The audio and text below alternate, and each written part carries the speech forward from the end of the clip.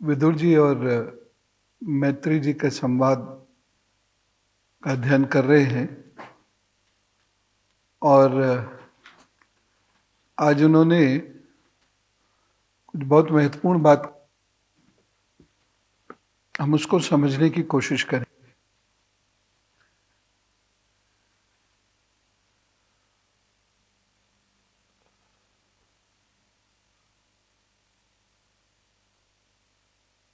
आप लोग ये नोट भी कर रहे होंगे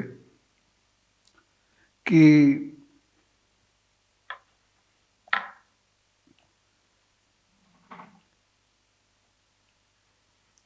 जो पुराण का हम लोग अध्ययन कर रहे हैं, इसमें जो सामान्यता भजन भाव पक्ष होता है वो कम है, और जो सत्यान्वेषण है, सर्च फॉर ट्रुथ, वो वाला पक्ष बहुत ज्यादा है। तो हम उसको समझने की कोशिश कर रहे हैं। देखिए, मैं आधुनिक परिभाषाओं में या आधुनिक समय में जो शास्त्र लिखे गए उस पर नहीं जाता। शास्त्र में बिल्कुल क्लियर डिमार्केशन है कि पहले आप सत्य को समझो, उसके अनुसार फिर खुद को ढालो, और उसको ढालने के बाद फिर भाव उत्पन्न स्वतः होगा। दुख से भाव की उत्पत्ति अगर हो रही है तो शास्त्र उसे भक्ति नहीं मानता। दुखी आदमी तो वैसे सहारा ढूंढता ही है, तो किसी के लिए वो भगवान भी हो सकते हैं। तो दुख से यदि भाव की उत्पत्ति होती है, उसे भक्ति नहीं मानता।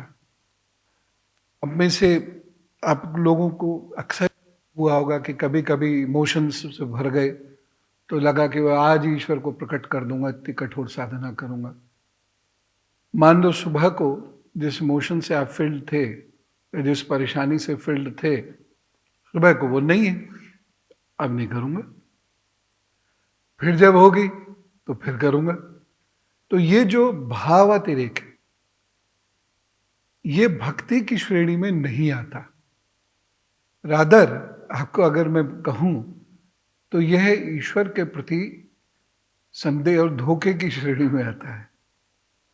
हम लोग जाने अनजाने बहुत सारी ऐसी गलतियां करते हैं और फिर उसका पछतावा होता है। गलती का नहीं, बुरा वक्त आया कर्म से, और फिर उसके इलाज, उसके उपाय हम उन चीजों में ढूंढते हैं जो हमारे को इलाज देने में सक्षम नहीं है। इसीलिए जो फिलॉसफी है, दर्शन है, उसको समझना बहुत जरूरी है कि हम किस सत्य की तरफ जा रहे हैं। हम जिस सत्य की तरफ जाते हैं उसकी उत्पत्ति कब हुई। अगर यही हमारी फिलॉसफी डोमिनेट करती तो ये बहुत सारी जो भ्रांतियां उत्पन्न हो रही हैं वो नहीं होती। जैसे समाज के बारे में, कास्टिज्म के बारे में, और भी बहुत सारी भ्रांतियां वो होनी बंद हो जाती, क्योंकि हमें कोई भी शरीर दिखता तो उसमें हमें सत्य दिखता। हम उससे सीधे जाकर नहीं जुड़ते। जो कोई भी धर्मावलंबी हो, कोई भी धर्म हो, तो हम उसमें उस धर्म को शुरू करने वाले व्यक्ति से ज्यादा जुड़ जाते हैं। ज्यादा तो जुड़ेंगे, नेचुरल है, लेकिन उसमें उसी से जुड़ जाते हैं, उसके परे का कोई चिंता नहीं होता। यह गलत है। जैसे प्रतिमा है, प्रतिमा में यदि मुझे ईश्वर नहीं दिख रहा, केवल प्रतिमा के ही नक्शे दिख रहे हैं, तो मेरी भक्ति मुझे कभी नहीं मिलेगी। क्योंकि सत्य का अन्वेषण जो है, सर्च फॉर ट्रुथ, वो खत्म हो गया और दूसरी चीज जिस पे हमने पिछली बार काफी चर्चा की थी, कंसिस्टेंसी। तो आपका कोई भी परसूट है, whatever you are pursuing, whatever values or virtues you want to inculcate, there must be a continuous pursuit for that. Shri Krishna यही कह रहे हैं, और योग दर्शन भी ये कह रहा है कि अगर कंटिन्यूस परस्यूट है तो अधम मनुष्य भी मध्यम, और मध्यम योगारूढ़ हो सकता है, प्रथम हो सकता है। समस्या उन लोगों के साथ ज्यादा आती है, और जनरली उन्हीं लोगों के साथ आती है, इसे आप अपनी जिंदगी में भी देख लीजिएगा, जिनका लक्ष्य क्लियर नहीं है। और लक्ष्य यदि क्लियर है भी तो उस लक्ष्य का जो परसुएशन है, जो परसूट, उसको पीछा करना है, वो कभी होता है, कभी रुकता है, कभी होता है, कभी रुकता है, कभी बिल्कुल खत्म हो जाता है, कभी तेजी से दौड़ पड़ता है, फिर रुक जाता है, फिर बहुत तेजी से दौड़ पड़ता है। ऐसे लोग जीवन में कभी भी सफलता हासिल नहीं करेंगे। वही एक धीरे धीरे धीरे धीरे जो कंटिन्यूसली चल रहा है, खरगोश और कछुए वाला उदाहरण यहां बड़ा अच्छा है। तो वो जो धीरे धीरे धीरे धीरे चलता आ रहा है, लेकिन कंटिन्यूसली चलता आ रहा है, वो आगे निकल जाए। भक्ति में भी यही मैंने देखा। क्यों भज रहे हो मुझे नहीं पता, भज रहा हूं, मुझे अच्छा लगता है भगवान का भजन करना, भगवान की याद करना, और वो वर्षों तक भजता। और उसने अपने सोच विचार रहन सहन में परिवर्तन किए, वो सिद्ध हो गया। जैसे मैंने कई लोग, वो सिद्ध हो गया। तो ये समझने की बात है। इसलिए कक्षा में जो हमारा मन होता है, जब हम कुटिया में जाते हैं तो कुछ और हो जाता है, लाइब्रेरी में जाते हैं तो कुछ और हो जाता है, सड़क पर जाते हैं, समाज में जाते हैं तो कुछ और हो जाता है, घर में जाते हैं तो कुछ और हो जाता है। लेकिन अगर किसी भी मनुष्य का लक्ष्य एकदम स्पष्ट है तो माइनर सा फर्क पड़ेगा उसकी दिनचर्या में, माइनर सा, मेजर इंपैक्ट नहीं पड़ेगा। और ये लोग जीवन में बहुत अपने कर्म से ही बहुत उन्नति प्राप्त कर जाते हैं। मैं भाग्य पक्ष को समाप्त नहीं कह रहा हूं, लेकिन अगर आपका कर्म पक्ष डामाडोल है तो भाग्य पक्ष आपका डामाडोल होगा। और अगर आपका परसूट एकदम क्लियर है और उस पर आप रोजाना काम करते हो, हर वक्त काम करते हो, हर वक्त वो दिमाग में रहता है, तो आप तरक्की जरूर करोगे। लेट हो सकते हो। अब हम लोग लेट होने को तैयार नहीं होते, हमें चीजें जल्दी चाहिए। ठीक है, कुछ हद तक गलत भी नहीं है, जल्दी करने की कोशिश कीजिए, लेकिन नहीं मिले तो धैर्य रखिए, नहीं तो एक मेजर चंक डिप्रेशन की तरफ जा रहा है। क्योंकि जब आपके अंदर लक्ष्य प्राप्त ना कर पाने बेचैनी, जिसका कारण हम स्वयं हैं, क्योंकि हम उसको रेगुलर बेसिस पे नहीं कर रहे, हम बदल जा रहे हैं, बाहर निकल के बदल जा रहे हैं, वहां जाके बदल जा रहे हैं, इधर जाके बदल जा रहे हैं, उधर जाके बदल जा रहे हैं। जब हम बदल रहे हैं तो लक्ष्य छूट रहा है। और अगर लक्ष्य छूट रहा है, ये हमारे ही कर्म की वजह से ही, इसमें भाग्य को और उस सबको मत कीजिए। परिस्थिति हो सकती है, लेकिन परिस्थितियों से तो लड़ना ही मनुष्यता है। मनुष्य की जब उत्पत्ति हुई है तो ही परिस्थिति उसकी जैसी कहां थी, धीरे धीरे ग्रो करी, तब तक परिस्थिति फिर बदल गई। तो अगर कंटिन्यूस आप उसको चेस करेंगे तो अपने लक्ष्य से कभी नहीं भटकेंगे, और परिस्थितियों से भी पार पा जाएंगे, आगे बढ़ेंगे। और जो सृष्टि है, मैं इसको हार जीत ये सब नहीं कह रहा हूं, ये सामान्य सी शब्दावली है। तो उस सृष्टि में अपना स्थान पाएंगे। कौन सी सृष्टि? काल के अनुसार चलती है,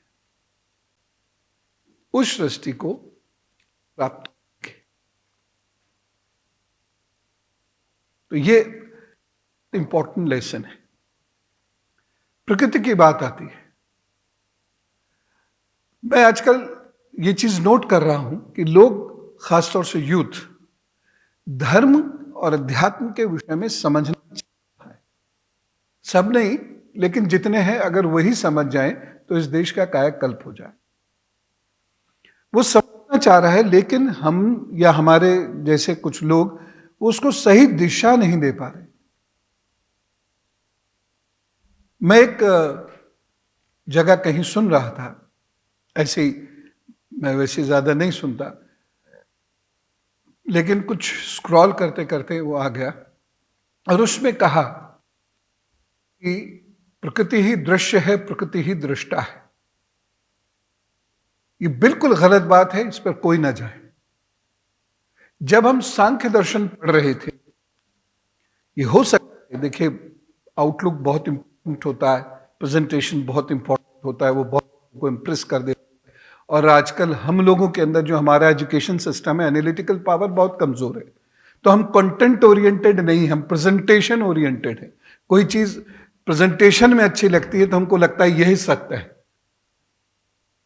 पहले ऐसा नहीं था। बड़े बड़े शास्त्रार्थ होते रहे, कंटेंट, कंटेंट क्या है, कौन कह रहा है यह महत्वपूर्ण नहीं, क्या कह रहा है यह महत्वपूर्ण होता है। अगर आप एक कमजोर से पिलर को, जिस पे पुल बना रहे हो, आच्छादित कर दोगे से, तो क्या वो पिलर कामयाब होगा? पुल लेके गिरेगा। तो कंटेंट इंपॉर्टेंट है, भले ही फूल हो ना हो उसके ऊपर, लेकिन वो मजबूत होना चाहिए।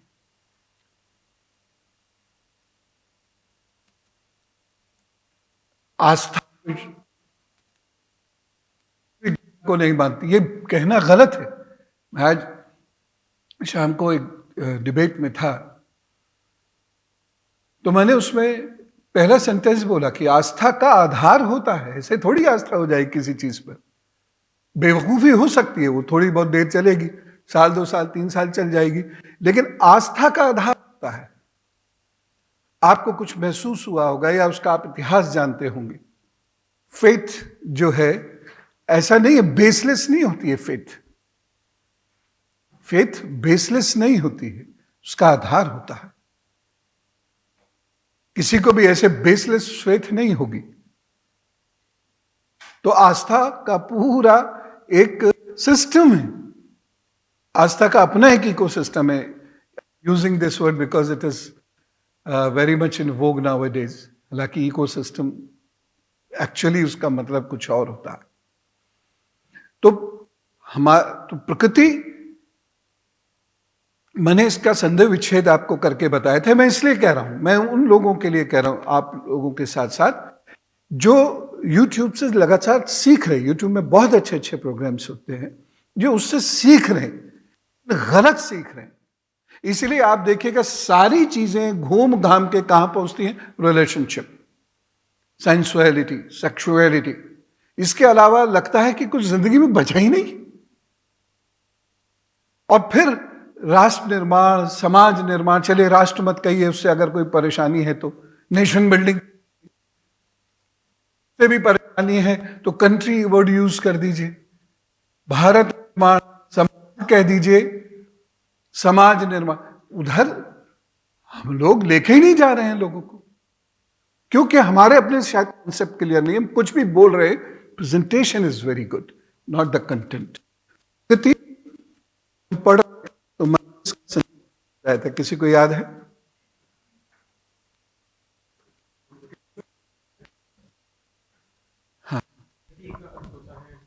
हाँ, कोई कृत्य है उससे पहले, मतलब प्रकृति बताया था, जो है उससे भी पहले कुछ, मैं शब्दों में नहीं बयां कर पा रहा हूं। वही तो चाहिए। कृति से पहले प्रकृति, कृति हम हैं, उससे पहले का जो भी कंटिन्यूएशन। ऐसा कुछ भी नहीं है आज जो पहले नहीं था, इसका यह अर्थ है। प्रकृति, जो कृति हम देख रहे हैं इससे पहले वो थी, स्वरूप अलग हो सकता है। प्रकृति तो लगभग आप ठीक थे, लेकिन एक्सप्लेनेशन, प्रकृति का जो स्वरूप है वो चेतना शून्य का है। प्रकृति के दूसरी तरफ कौन है? पुरुष। पुरुष में चेतना है। तो जो चैतन्य ही नहीं है उसमें दृष्टि और दृष्टा कैसे हो सकता है?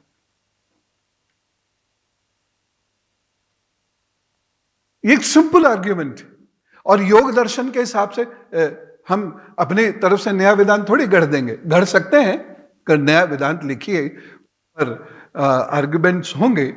आप नई थ्योरी दे सकते हैं, मैं उसमें बिलीव नहीं करता कि बस जो लिखा गया है वही बस वही फाइनल था, अब कुछ नया नहीं आएगा। ऐसा नहीं, हम भी दे सकते हैं, लेकिन जो अब तक लिखा गया है, समझा गया है, अगर उसको रेफरेंस की तरह हम इस्तेमाल करते हैं तो प्रकृति में चेतना नहीं होने के वजह से वह पुरुष की चेतना का प्रयोग करती है, और इसलिए दृष्टा दृश्य दोनों प्रकृति के अंदर हो ही नहीं सकता।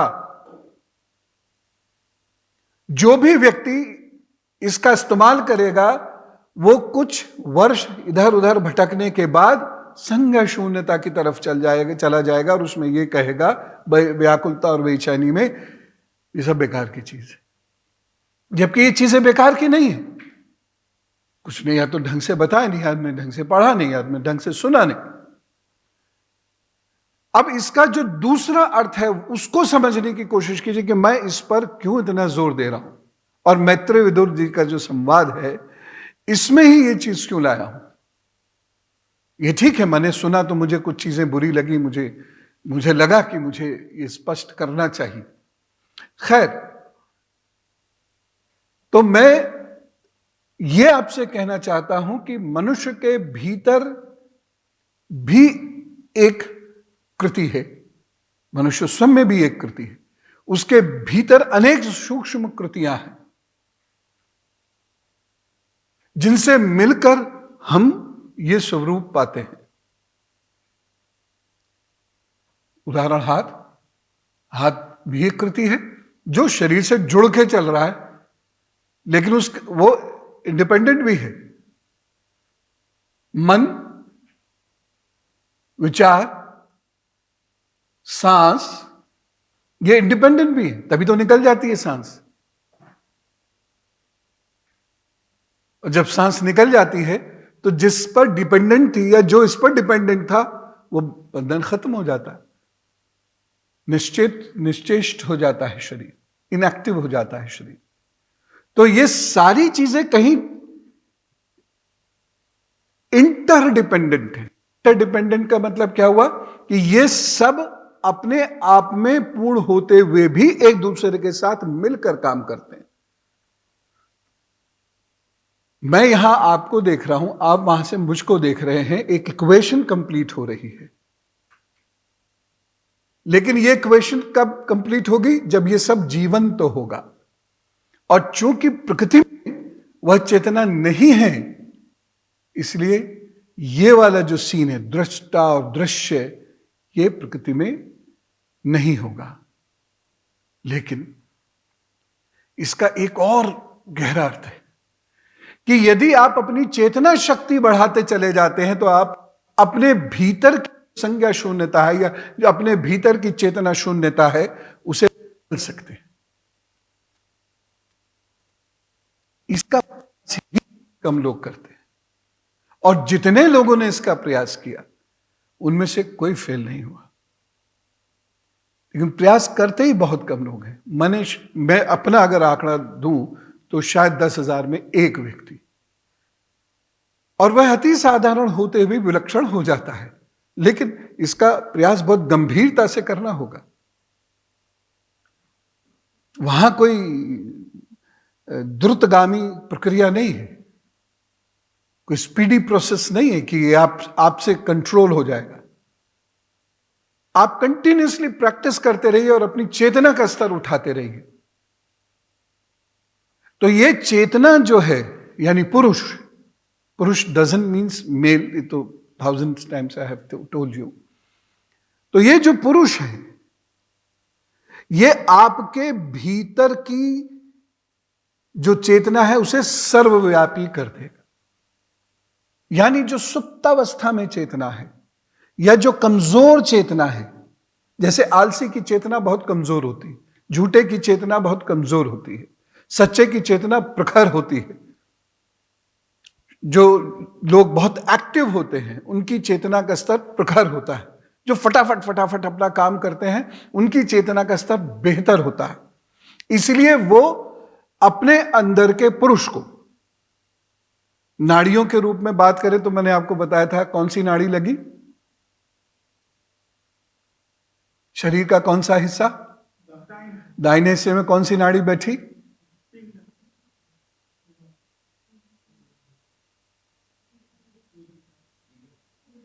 इडा किसके लिए होती है, तो दाहिने हिस्से में सूर्य। चंद्रमा में चेतना नहीं है, चंद्रमा सूर्य के प्रकाश से चल रहा है, ऐसे समझिए। चंद्रमा में स्वयं का प्रकाश नहीं है, चंद्रमा सूर्य के प्रकाश से रोशनी ले रहा है, यानी चेतना ले रहा है। यही हमें करना होता है साधना में। अब इसके आगे क्या होता है साधना में, ये समय आने पर जो लोग उस स्तर तक पहुंचते जाएंगे उन्हें मैं स्वतः ही ढूंढ के सिखाता रहूंगा।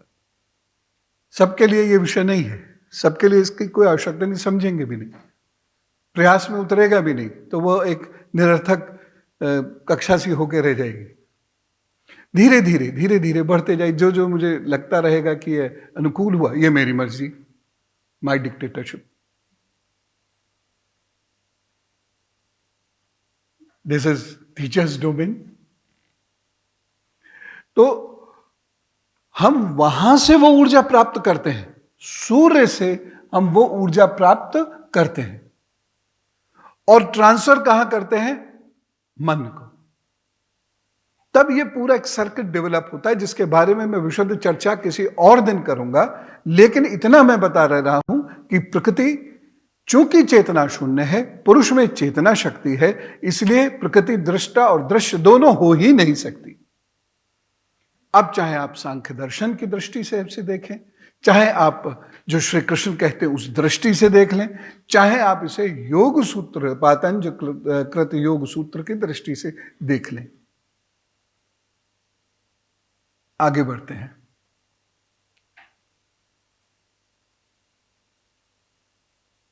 पहले हम कहते थे कि हर छपी चीज सत्य नहीं होती। मेरे मित्र इस पर विश्वास नहीं करते थे। अगर कोई पैम्फलेट भी टाइप होके आ गया है तो उनको लगता था कि ये ठीक होता है, सामान्य मान सकता है, इसमें कोई शिकायत की बात नहीं।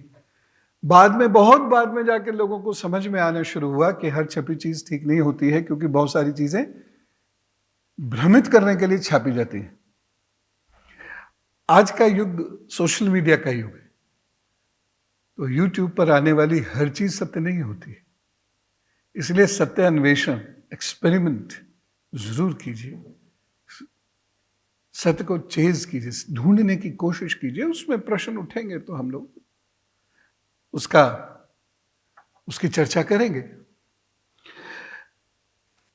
अब ये सारी चीजें क्यों इससे जोड़ी है? ब्रह्मा जी की बात चल रही थी और ब्रह्मा जी के 4 मुखों की बात चल रही थी, और ये हमने पहले बताया है और आप लोग इसको समझते हैं कि जो 4 मुख हैं वो वस्तु स्थिति नहीं है। ऐसा नहीं है कि एक चेहरा ये, एक चेहरा ये, एक चेहरा ये, वो वस्तु स्थिति नहीं है। वो सीरियल्स में दिखाया गया है, क्योंकि उनके पास या तो समझ नहीं होगी वैसी, या वैसी रिसर्च नहीं होगी, या फिर शायद सिनेमेटोग्राफी इसको सपोर्ट नहीं कर पा रही होगी। क्योंकि कोई भी चीज जब एक टेक्निकल मीडियम से जाती है तो उसके साथ उसके कंपल्शंस भी आते हैं। अगर ईज भी आती है तो कंपल्शंस भी आते हैं। तो वो क्या कहते हैं, पूर्व, पश्चिम और उत्तर मुख से साम और अथर्ववेदों, और इसी क्रम से कुछ और चीजें रची गई। अब यहां थोड़े से डिफिकल्ट वर्ड्स हैं, जैसे होता का कर्म। ये जितने भी कर्म हैं ये सब यज्ञ से ही संबंधित है, इसलिए यज्ञ बेहद आवश्यक है। बहुत सारे लोग डंडी मारते हैं आप में से, और अब वो बहाना बहुत जल्दी पूर्ण हो जाएगा कि 7 बजे स्कूल कॉलेज जाना होता है तो यज्ञ में नहीं बैठ पाते, उससे पहले हुआ करेगा। गर्मी आ गई, यज्ञ बहुत जरूरी है, और विशेष रूप से प्रातःकालीन यज्ञ। यज्ञ के इतने चमत्कार हैं, मतलब चमत्कार से मतलब आउट ऑफ द प्रोसेस जाके जहां बेनिफिट्स मिले, मैं उसकी बात कर रहा हूं। ये चमत्कार का मतलब वो मत समझिए कि ठन से थाली बजती है और छन्न से कोई पैदा हो जाता है, मैं इसकी बात नहीं कर रहा हूं। तो होता का कर्म सबसे पहला आता है। होता किसको कहते हैं?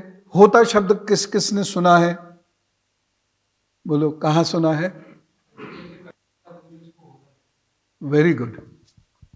हाँ, जब भी हम पूर्णाहुति मंत्र करते हैं उसमें होता आता है। यस, ये रेफरेंस हो गया, आपने अर्थ बता दिया, ठीक है, दोनों मिलकर पूरा हो गए। लेकिन हमको जब समाज में बोलना है तब हम रेफरेंस के साथ अर्थ बताएं। पूरा शब्द क्या है?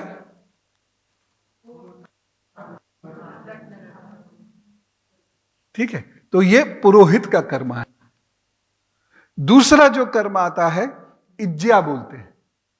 इज्या का मतलब ही होता है उपासना या यज्ञ। इज्या यज्ञ, ये कैसा है? ऊर्ध्व वायु का यज्ञ।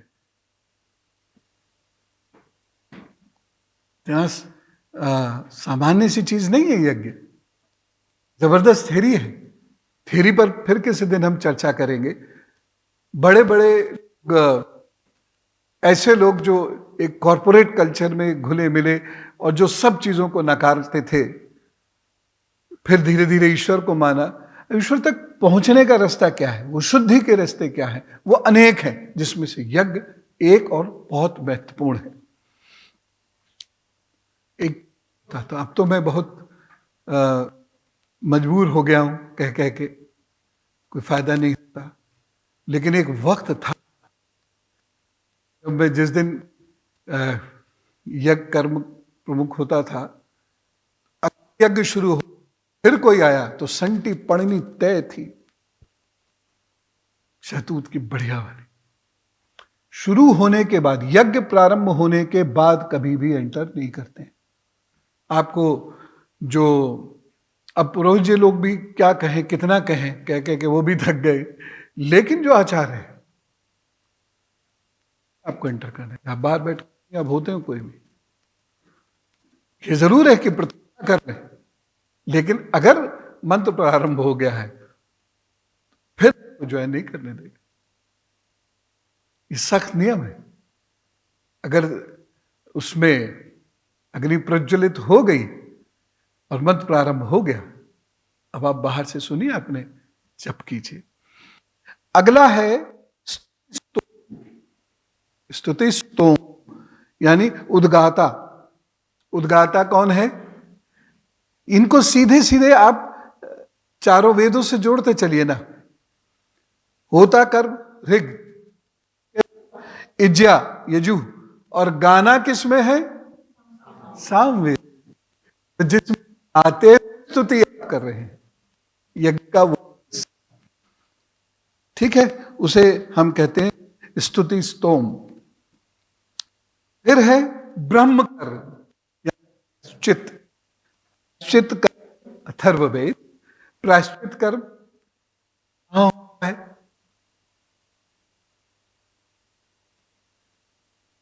कहां हो? प्रायश्चित कर्म क्षमा प्रार्थना कर, क्योंकि जाने में भी गलती हो सकती है। मान लीजिए ओम भू भुव स्व, ये कहने भूल गए, स्व कह दिया, गलती होगी, मंत्र बेकार। तो एम्पावरमेंट बहुत जरूरी है।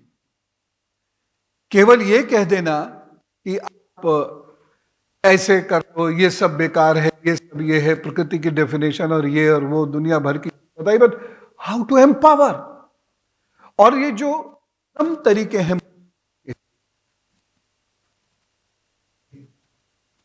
रियल मेथड क्या है एम्पावरमेंट का, प्रैक्टिकल क्या है, इसलिए श्री कृष्ण या कोई भी आप दर्शन करेंगे, सांख्य आदि, पूरा शुद्ध दर्शन में प्रैग्मेटिज्म को दिखेगा। यहां तक कि जो अवैधिक दर्शन भी है वह भी प्रैग्मेटिक दर्शन है। प्रैग्मेटिज्म से कॉम्प्रोमाइज कहीं नहीं है, तरीके अपने हो सकते हैं उनके, चारवाक, आजीवक, ये इनके तरीके अपने हैं।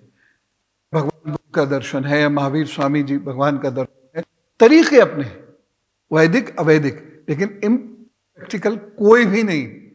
हमको क्यों लगता है? क्योंकि हम उसे जानते नहीं। आगे आयुर्वेद जानते हैं, धनुर्वेद सब जानते हैं, गांधर्व वेद सब जानते हैं। गांधर्व वेद का क्या मूल सूत्र है, क्या है उसका कंटेंट, और स्थापत्य ये भी सब जानते हैं। इन 4 उपवेदों को भी उन मुखों से ही उसी क्रम में उत्पन्न किया है।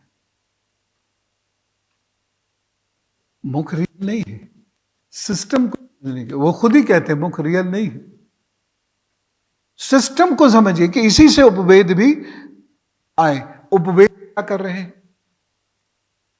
एक मंत्र है, कोई भी एक श्लोक है, मान लीजिए श्लोक है, अगर इस श्लोक के अंदर हमने आवृत्तियां गलत ली, व्याहतियां गलत ली, या इस उच्चारण हमारा ठीक नहीं है, आरोह की जगह अवरोह, अवरोह की जगह आरोह लग रहा है, उदात्त अनुदात्त आदि स्वर हमारे ठीक नहीं है, तो वह श्लोक लाभ नहीं देगा। कैसे लाभ देगा श्लोक? जब उसी तरीके से आप बोलेंगे, उच्चाई में बोले, उपांशु में बोले, आप जब बोलेंगे और उससे जो वाइब्रेशंस जनरेट होंगी उससे आपका कनेक्ट बनेता है, अदरवाइज नहीं बनेगा। आप कितना भी प्रयत्न कर लीजिए, कनेक्ट नहीं बनेगा। इसलिए केवल त्र्यंबकम यजामहे आदि ये ठीक है, भाव है तो सब ठीक, लेकिन फिर भी अगर आप उसको उसके मूल स्वरूप में जो वो ऊर्जा स्पंदन कर, चेतना शक्ति उठाता है, उसके लिए बहुत जरूरी है उसमें जो बीज अक्षर है, ओम होम सह सह जूम होम ओम,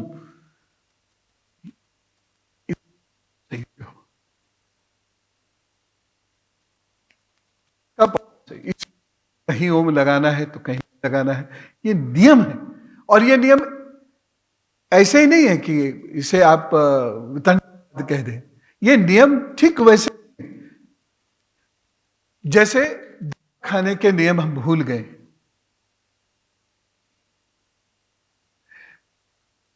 एलोपैथिक मेडिसिन होती हैं, हर मेडिसिन के लिए की मात्रा प्रेस्क्राइब्ड होती है, लेकिन हमें आज नहीं पता, और जल्दीबाजी में डॉक्टर साहब या कंपाउंडर साहब भी नहीं बता पाते। कुछ मेडिसिन में बहुत कम पानी पीना है, कुछ मेडिसिन में बहुत ज्यादा पानी पीना है। तो ये भी वैसे ही नियम है जिनके बारे में चूंकि हम जानते नहीं, और हम क्या कह देते हैं, एक शॉर्टकट अपना लिया। कलयुग में तो जरा सा स्मरण कर लो तो भगवान जी प्रकट हो जाते हैं। इस मुगालते में कहीं नहीं रहना। कलयुग चलते हुए बहुत दिन हो गए, कोई प्रकट नहीं हुआ, किसी के अंदर कोई नहीं प्रकट हुआ। ये जितने प्रकट हो रहे हैं किसी किसी के अंदर, वो अपनी मानसिक समस्याओं के मारे हैं। भगवान जी ये सब नहीं करेंगे किसी के अंदर आके।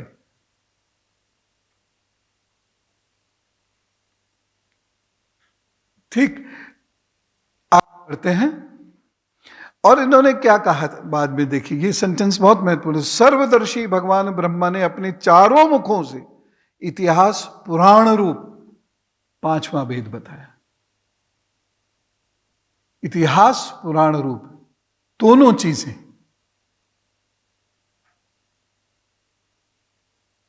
ये कौन सा है? यस, उसके बाद इसी क्रम से और आगे रचनाएं चल रही हैं, षोडशी और उक्त। ठीक है, षोडशी समझते हैं आप सब, षोडशी और उक्त,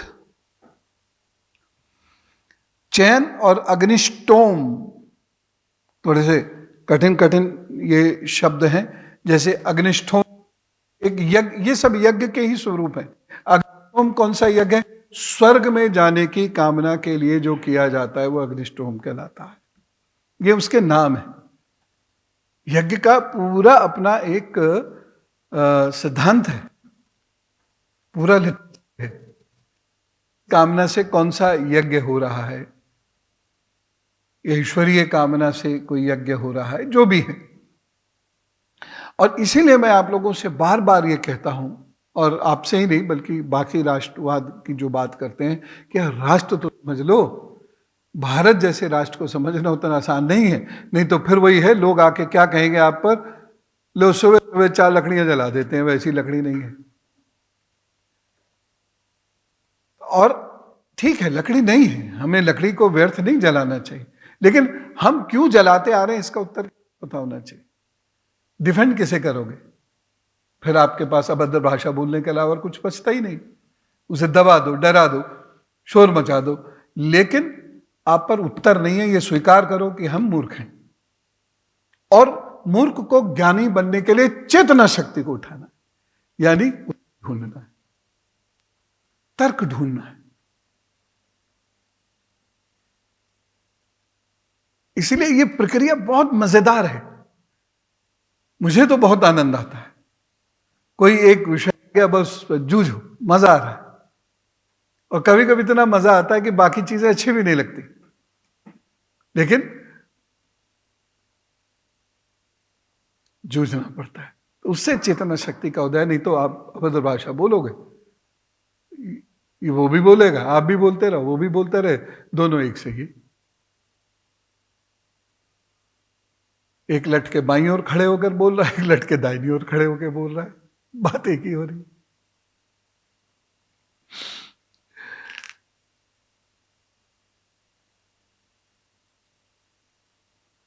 तो आप्तोर्याम और अतिरात्र तथा वाजपेयी और गोसव, ये पूर्वादि मुख से उत्पन्न है। पूर्वादि मुख, पूर्व मुख सबसे महत्वपूर्ण क्यों माना गया? पूरे का स्थान।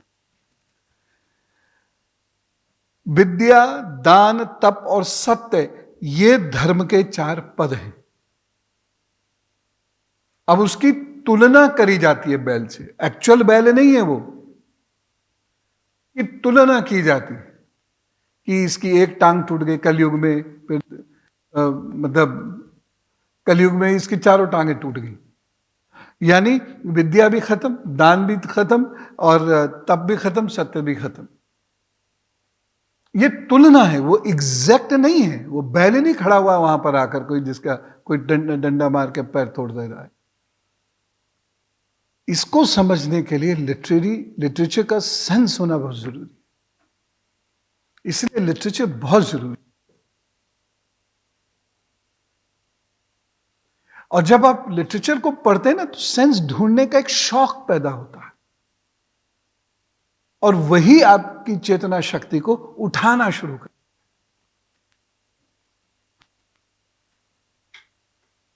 भगवान तू मेरे हाथ से सिर्फ इतना दूर है जितना फैला पाया हूं।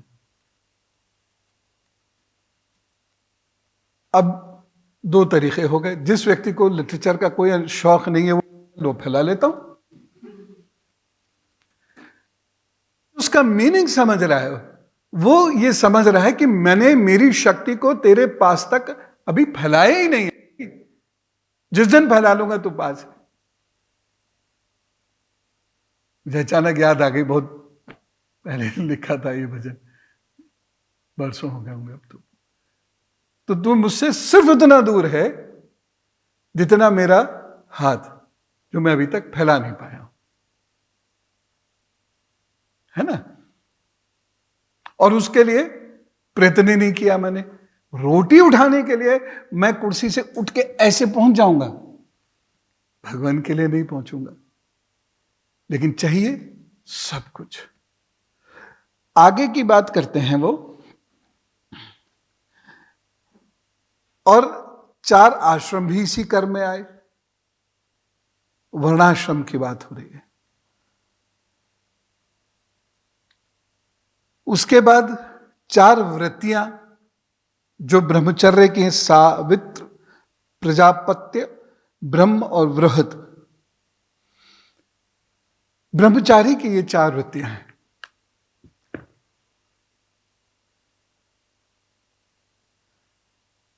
अब इसमें सावित्र जो हर विद्यार्थी को उपनयन होने के बाद रखना आवश्यक था, और ये कठोर तप से इसका मतलब है ब्रह्मचर्य का ना, ब्रह्म का आचरण, वह कठोर तप उपनयन संस्कार होने के बाद 3 दिन के लिए ये रखना आवश्यक है। उसके बाद आता है प्रजापत्य 1 साल। ये सिद्धियों के लिए बहुत आवश्यक है। सिद्धि से मतलब परफेक्शन का है। सिद्धि से मतलब ये नहीं कि आप किसी कुंडली देख के बताना शुरू कर दें। इस कार्य के लिए नहीं बना अध्यात्म। आगे जो ईश्वर की कृपा हो वो अलग बात है। ब्रह्म, जितने समय वेदाध्ययन किया जाता है, यानी ब्रह्म ज्ञान से जितने समय ब्रह्म ज्ञान लिया जाता है, उतने समय ब्रह्मचर्य का पालन करना पड़ता है। यानी ब्रह्म मुहूर्त में उठना पड़ना पड़ेगा। सबसे पहला नियम। सूर्य अस्त होने के बाद कुछ नहीं लेना। अगर औषधि है तो अलग बात है, अन्यथा कुछ नहीं। वेद अध्ययन के बड़े सख्त नियम है, और यही नियम आगे जाकर समाज में दूसरी तरीके से परोसे गए और जातिवाद में ये परिणत हो गए, सम्मिलित हो गए, जिससे बहुत भ्रांति फैली। लेकिन कोई भी चीज, मान लीजिए आप पीएचडी कर रहे हैं, तो पीएचडी करने के कुछ नियम है ना, दिन रात आपको लगना पड़ेगा। सिनॉप्सिस बनाने से लेकर आपको हर वक्त दिमाग में वही घूमता रहेगा। मास्टर्स करने के, कोई भी कॉम्पिटिटिव एग्जाम के, आपको उसके पीछे भागना पड़ता है। क्लास पास करने के लिए भागना पड़ता है। तो हर चीज के नियम होते हैं। तो इसमें जो वेद जितने समय में आप अध्ययन करते हैं, उस वक्त में ब्रह्मचर्य धारण करना होता है। उसके बाद ब्रह्म आयु पर्यंत, बृहत जो भी शास्त्र कहता है उसके अनुसार चलना। उसके बाद आता है वार्ता, संचय, शालीन और श्लोच। डिफिकल्ट वर्ड्स है ना, इसलिए कई लोगों को नींद आने लगी।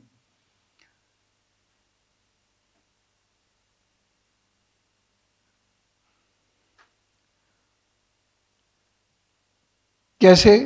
वार्ता, जो शास्त्र निहित तरीके हैं वैसे ही काम करना है। और अगर आप और बाकी शास्त्र निहित में छोड़ दें, सिर्फ 2 शास्त्रों को समझें, पतंजलि का योग सूत्र और दूसरा महाभारत, और फिर यदि आपको समय मिलता है तो अष्टांग हृदय। इसमें किस तरीके से बोलना, चलना, खाना चाहिए, सख्त नियम है, बड़े अच्छे नियम है। सख्त से मतलब ये नहीं समझिए कि वो आताताइयों के नियम है। सख्त से मतलब ये है कि to be followed, must be followed. Ought to जैसा सिस्टम नहीं, they should be, they ought to be followed नहीं है, they have to be followed वाला। उसके बाद श्लोच, और मैंने ऐसे साधक देखे जो गिर जाता है उससे वो अपना पेट भरते हैं, चाहे वो बीज हो, चाहे वो रोटी हो, चाहे वो सब्जी हो। इसके लिए वो मंडियों में चले जाते हैं, बैठे रहते हैं। जो गिर जाता है, और कैसा गिर गया, जिसको कोई समेटता नहीं, जो पड़ा हुआ है सड़क पर, वह उसे साफ करके, बीन कर, छान कर, धोकर उसका उपयोग करते। और ये नियम हर आचार्य करा देता। आज का आचार्य तो मजबूर है, नहीं कोई नियम आपसे फॉलो करा पाता। लेकिन पुराने श्रद्धा भाव से ही होता है। जब श्रद्धा होती है तो पिटाई पिटाई नहीं लगती, आवश्यकता लगती है। नहीं है तो अब पलट के मारता है, अपनी मन मर्जी से चलता। अब उसमें एक नियम है कि जो फल कूड़े के ढेर में मिले वही खाना है, ठीक है। अब मित्र हम लोग बात करते हैं, क्या कीड़े पड़े होंगे उसमें, लेकिन जाना है वही कूड़े के ढेर। पैसे भी नहीं कि डंडी मार के पिज्जा, ऐसा करते हैं लोग।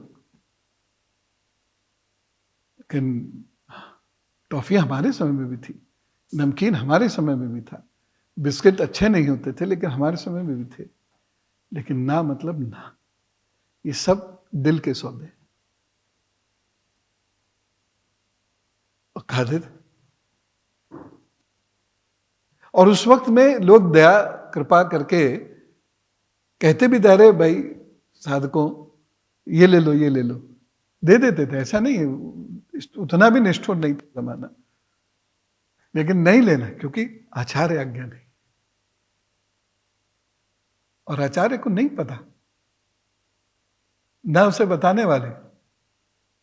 और मित्र हमेशा एक से ही होते हैं, आज भी वैसे ही होते हैं। आपस में गड़बड़ी करते, सब एक दूसरे की छुपा लेते हैं गड़बड़ी, पता सब होता है सामने वाले को, लेकिन वो इसी बात को एंजॉय करता है कि चलो एक दूसरे की गड़बड़ी सब उस पर चूना लगा दिया सबने, साफ सूत बढ़िया हो गई। हम ऐसे करते थे, आचार्य को नहीं पता लगता, लेकिन हृदय उसको कहां लेके जाएंगे, सत्य को कहां लेके जाएंगे, तप को कहां लेके जाएंगे। और ये आवश्यक अंग है साधना का। ये वृत्तियां, इन वृत्तियों का पालन करते हुए जब आप गृहस्थ बनते हैं, तब जाकर आवश्यकता से अधिक की आवश्यकता नहीं होती। अदरवाइज कैसे डिफाइन करोगे?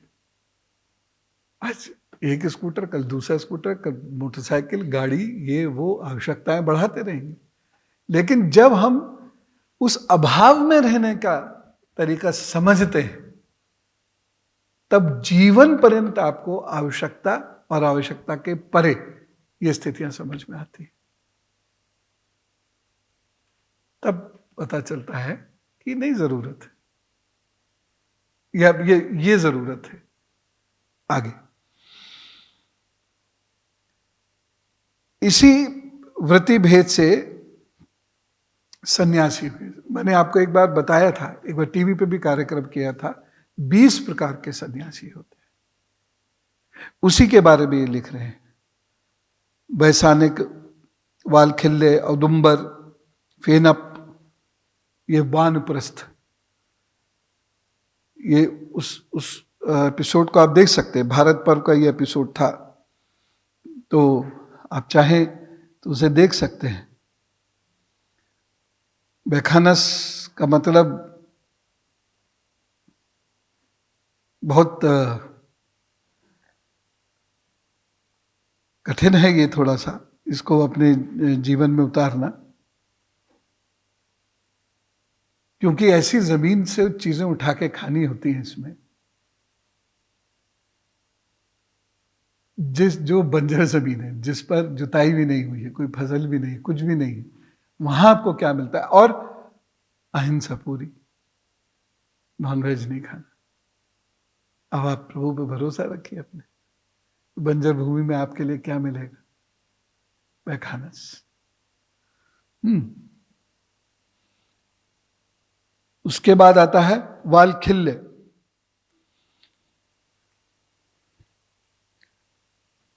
यानी मान लीजिए आपको 3 जगह से भिक्षा मिली, तो पहले 2 जगह की भिक्षा बांट देंगे। उतना ही रखना है जितना आवश्यकता है, यहां तक कि रात के लिए भी नहीं रखना है। रात को भूख लगेगी भगवती देगी। इन साधनाओं से गुजारते हैं आपको।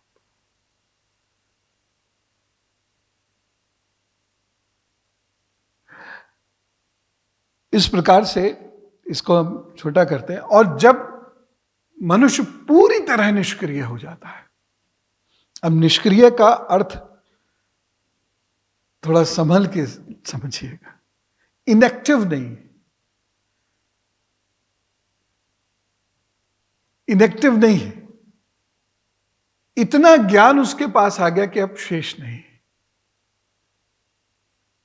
सामान्यता तो ज्ञान तो कभी पूरा नहीं हुआ, ऐसा सभी ज्ञानी जन कहते हैं। और वह जीवन रहते जीवन से मुक्त है।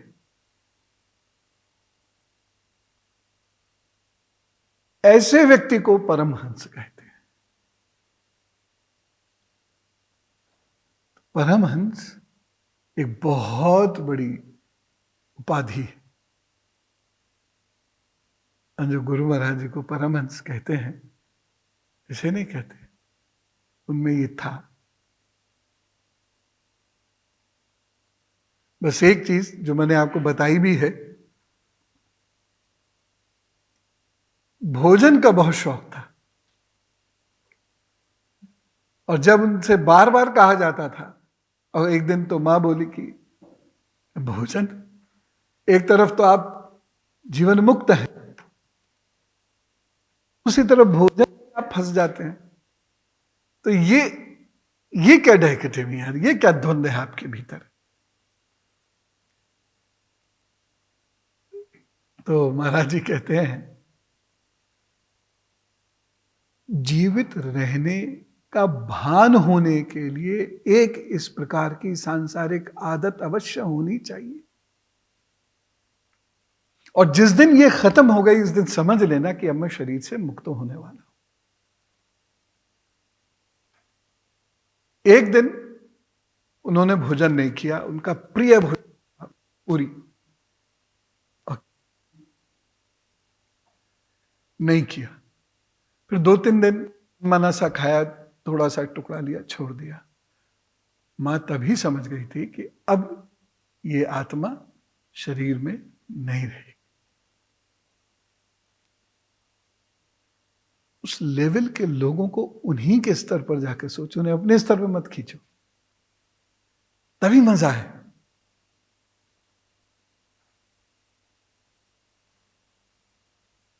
और उसके कुछ समय के बाद कल्पतरु दिवसाई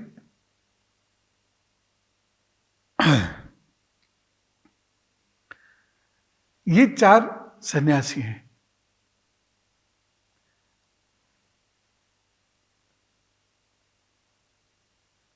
चार विद्याएं, अन्वीक्षिकी, त्रयी, वार्ता और दंड नीति। अन्वीक्षिकी के बारे में हमने पहले भी पढ़ा है, सल्वेशन,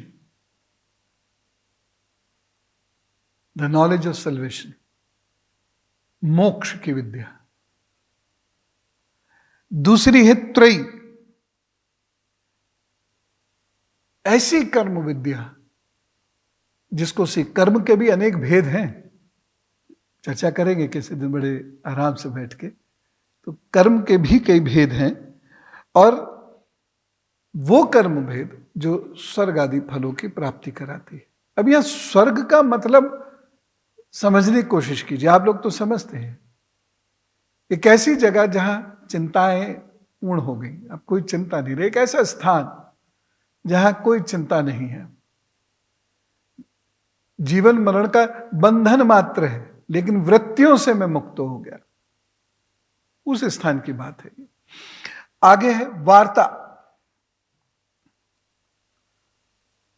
वार्ता का जो अर्थ है वो सांसारिक उत्पादकता से संबंधित है। उत्पादन कैसे खाएंगे, ये वाली चीज। और दंड नीति, पहले शब्द दंड नीति ही प्रयुक्त होता था। शुक्राचार्य ने भी दंड नीति का प्रयोग किया है, कौटिल्य ने भी दंड नीति का प्रयोग किया है। दंड नीति का अर्थ है जो सामान्य रूप में लेते हैं, मतलब मैं बहुत स्पेसिफिक नहीं हो रहा हूं अभी, हालांकि कुछ बच्चों को पता है दंड नीति पे हमने जो चर्चा की थी, लेकिन सामान्य रूप में इसको पॉलिटिक्स कहते हैं।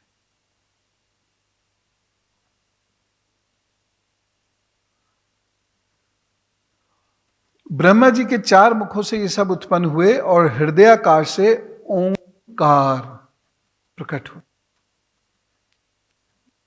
इसे हम कहते हैं नाहद। गले से अनाहद स्वर केवल शब्द मात्र है, नाद नहीं है उसमें। इसलिए वो हृदय से होना चाहिए। वो कब होगा? जब शांत भाव से बैठेंगे और सर्वस्व समर्पित प्रत्याहार की तरफ चल देंगे, तभी आएगा, अन्यथा ये कभी नहीं आएगा। लेकिन प्रयत्न करने से होता है।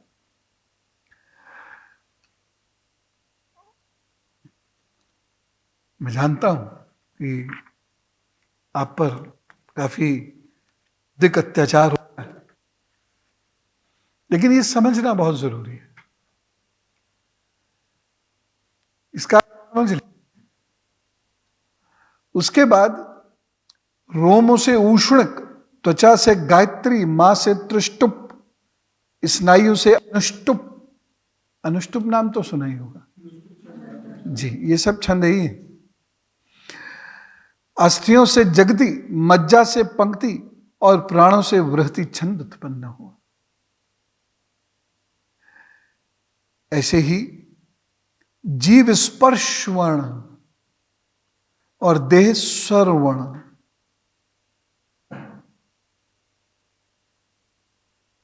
कार कार मकार, इसकी बहुत गहराइयों में अब चर्चा हो रही है। उनकी इंद्रियों को ऊष्म वर्ण श स स ह, पहले यहां पे लगे हुए थे वो वर्णमाला, बल य र ल।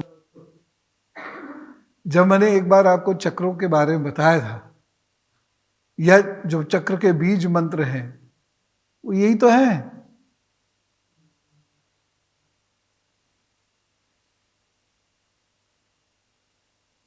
वो यही तो है। ल से शुरू होते, मूलाधार, और धीरे धीरे धीरे धीरे, अभी मैं चक्रों की चूंकि बात नहीं कर रहा है इसलिए मैं उसकी डिटेल में नहीं जाऊंगा, लेकिन एक दिन बताऊंगा आपको। मैं इसे कह देता हूं, आप मुझे याद दिला दोगे तो मैं बता दूंगा, तो मैं भी भूल जाता हूं। उसके बाद जो जीव स्पर्श की बात, क ख ग घ, का वर्ग पढ़े थे ना आप लोगों ने, उषा जी ने पढ़ाए थे शायद आपको, क ख ग घ च ङ, ये सब संस्कृत और हिंदी में। ये वही है। ये कैसे उत्पन्न हुए? स्वर उत्पन्न हो रहे हैं, ठीक है। क्रीड़ा से निषाद, ऋषभ, गंधार, षडज, मध्यम, धैवत, पंचम, सा रे गा मा पा ध नि। ये स्वर है प्रकृति में। जब पुरुष की चेतना इससे मिली, ये जागृत हो। मैं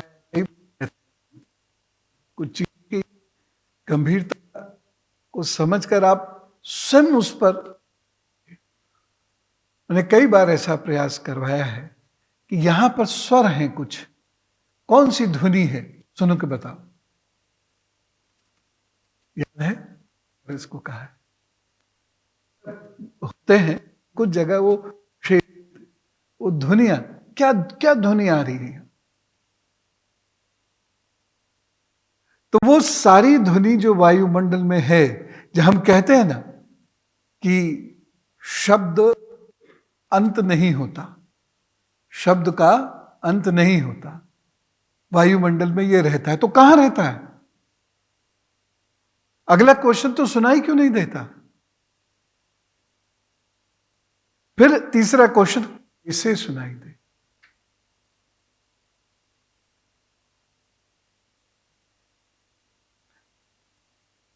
पांच लेटर्स हैं, जर्नलिज्म के स्टूडेंट्स जानते होंगे। वाई,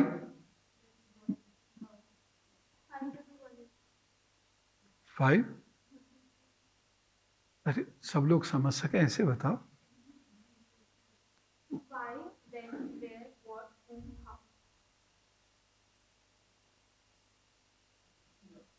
तो इस प्रकार से कारण ढूंढना होता है। अध्यात्म या धर्म का मतलब आंख पे पट्टी बांध के चलना नहीं होता। और ये मैं बहुत लंबे समय से कहता हूं, मैंने खुद भी इसे जीवन में उतारा और आप लोगों से भी कहता हूं, और खासतौर से जो टोने टोट के और इधर उधर में ज्यादा लगे रहते हैं, मैं उनसे तो बहुत विशेष रूप से कहता हूं,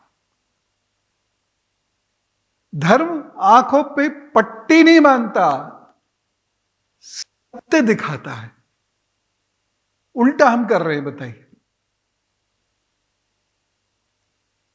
एक साधु महाराज जी आए, बोले यहां का ये तो तीर्थ है, यहां का हर कंकड़ शंकर है। और लोगों ने कंकड़ उठाने शुरू कर दिए। है क्या? किस नाते से? तो उस पर चल क्यों रहे हो फिर? हम उठ के चलो। लकड़ी भी कैसे रख दोगे जमीन के ऊपर? शंकर को कष्ट होगा ना। तो यही वो अंतर है, होने में और मानने में। जो मतलब है कंकर में शंकर, वह तो बहुत बड़ा अर्थ है। वो इतना छोटा थोड़ी जमीन पे कूद कूद के चलने लगो और कहीं तो पांव टिकाएगा मनुष्य। तो शंकर पर टिक गया। फिर उसको जस्टिफाई करने के लिए एक नया कॉन्सेप्ट बनाया जाएगा, शंकर तो पूरे धरती का बोझ, पूरे ब्रह्मांड का बोझ उठाते हैं, तेरे भी पांव आ गए तो उनपे क्या फर्क पड़ता है। और जब कुछ और बात आगे बढ़ेगी तो तुरंत डांट भी देगा, ये ऐसे थोड़ी करते। तो उसको समझने की आवश्यकता है।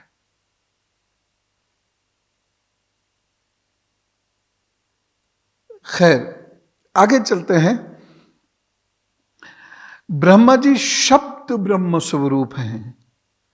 वे वैखरी रूप से व्यक्त और ओंकार रूप से अव्यक्त हैं। व्यक्त और अव्यक्त के सिद्धांत आपने पढ़े हैं। तथा उनसे परे जो सर्वत्र परिपूर्ण ब्रह्म है, वही अनेकों प्रकार की शक्तियों से विकसित होकर इंद्रादि रूपों में भास रहा है। समस्त में, यानी ओमनीपोटेंट, ओमनीसीजेंट।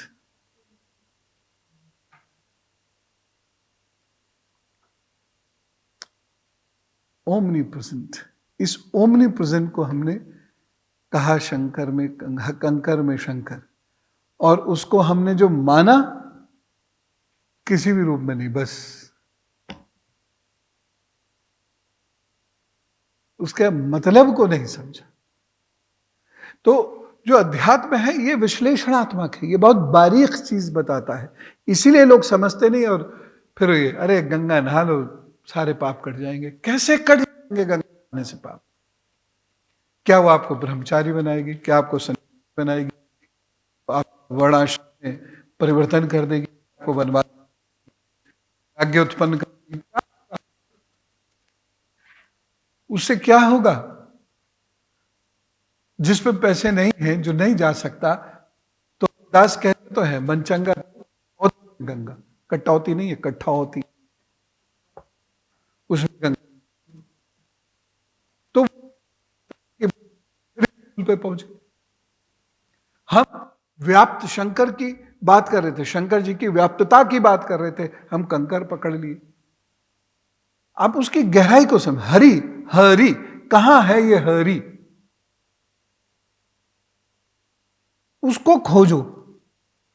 जब उसको खोजने की बात करते हैं फिर स्थूल पकड़ लेते हैं, एक तीर्थ हरि। और कुछ लोग नाद उत्पन्न करते करते करते करते यूं जा रहे हैं तीर्थ की तरफ, और धीरे धीरे धीरे धीरे उधर गति की तरफ ऐसे चेतना आपको लेके चली जाएगी। यह है हरि। और जब तक हम इस चीज को नहीं, जो कॉन्शियस लेवल है हमारा, जब तक वो नहीं उठेगा तो हमें कुछ समझ में नहीं आएगा, और जीवन में भी हम सफल नहीं हो सकते, अपने प्रोफेशनल लाइफ में भी सफल नहीं हो सकते, पर्सनल लाइफ में भी सफल नहीं हो सकते। भारत ने यह खोज के दुनिया को दिया था, लेकिन अब हम देखते हैं कि उसके अजीबोगरीब इंटरप्रिटेशंस आ रहे हैं।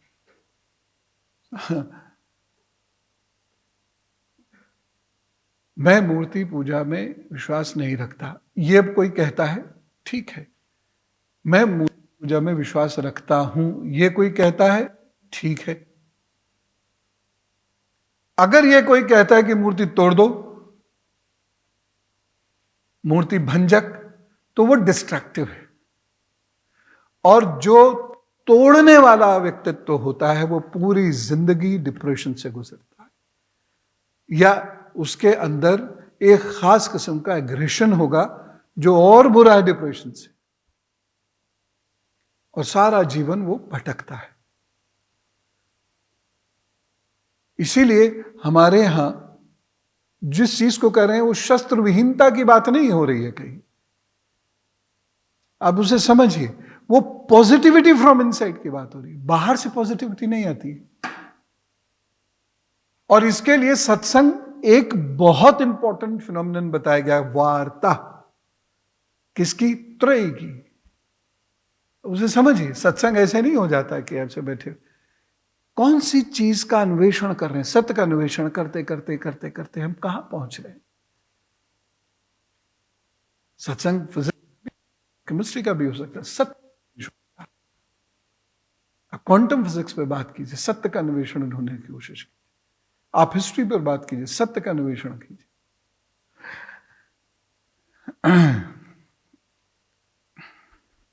आगे करते हैं, विदुर जी, ब्रह्मा जी ने पहला कामासक्त शरीर जिससे कुहरा बना था छोड़ने के बाद दूसरा शरीर धारण करके विश्व विस्तार विचार किया। वे देख चुके थे कि मारीच आदि महाशक्तिशाली ऋषियों से भी सृष्टि का विस्तार अधिक नहीं हुआ, अतः वे मन ही मन पुनः चिंता करने लगे। अहो, बड़ा आश्चर्य है, मेरे निरंतर प्रयत्न करने पर भी प्रजा की वृद्धि नहीं हो रही। मालूम होता है इसमें दैव ही कुछ विघ्न डाल रहे हैं। जिस समय यथोचित क्रिया करने वाले श्री ब्रह्मा जी इस प्रकार देव के विषय में विचार कर रहे थे, उसी समय अकस्मात उनके शरीर के 2 भाग हो गए। अब इसको समझने की कोशिश कीजिए। 2 शरीर के 2 भाग, मतलब ऐसे नहीं बीच से फट गया। टीवी की मजबूरी है, फिल्म की मजबूरी है कि वो फटता हुआ दिखाएगा, लेकिन यहां क्या है? क ब्रह्मा जी का नाम है, उन्हीं से विभक्त होने के कारण काया शब्द है। काया मीन्स बॉडी, क से काया। वह उन दोनों विभागों से एक स्त्री पुरुष का जोड़ा प्रकट हुआ। उनमें जो पुरुष था वह सार्वभौम सम्राट स्वमुख मनु हुए, जो स्त्री थी वह उनकी महारानी शतरूपा हुई। तब से मिथुन धर्म स्त्री पुरुष का मिलन से प्रजा की वृद्धि होने लगी। महाराज स्वयंभुव मनु ने शतरूपा से 5 संतानें उत्पन्न की। साधु शिरोमणि विदुर जी, उनमें प्रियव्रत और उत्तानपाद 2 पुत्र थे, तथा आकुति, देवहूति और प्रसूति 3 कन्याएं थीं। मनु जी ने आकुति का विवाह रुचि प्रजापति से किया, मंझली कन्या देवाहुति का विवाह कर्दम जी से किया, और प्रसूति दक्ष प्रजापति को उनसे विवाह किया। तीनों कन्याओं की संतति से सारा संसार भर गया। This is how population on this earth increased, और आनी शुरू हुई। यहां से हम लोगों का सिस्टम है मनुष्य के आने का, इसलिए वो मनु की संतान मनुष्य, उससे ये संसार धीरे धीरे आगे बढ़ता है, आगे चलता है। इति द्वादशोऽध्याय।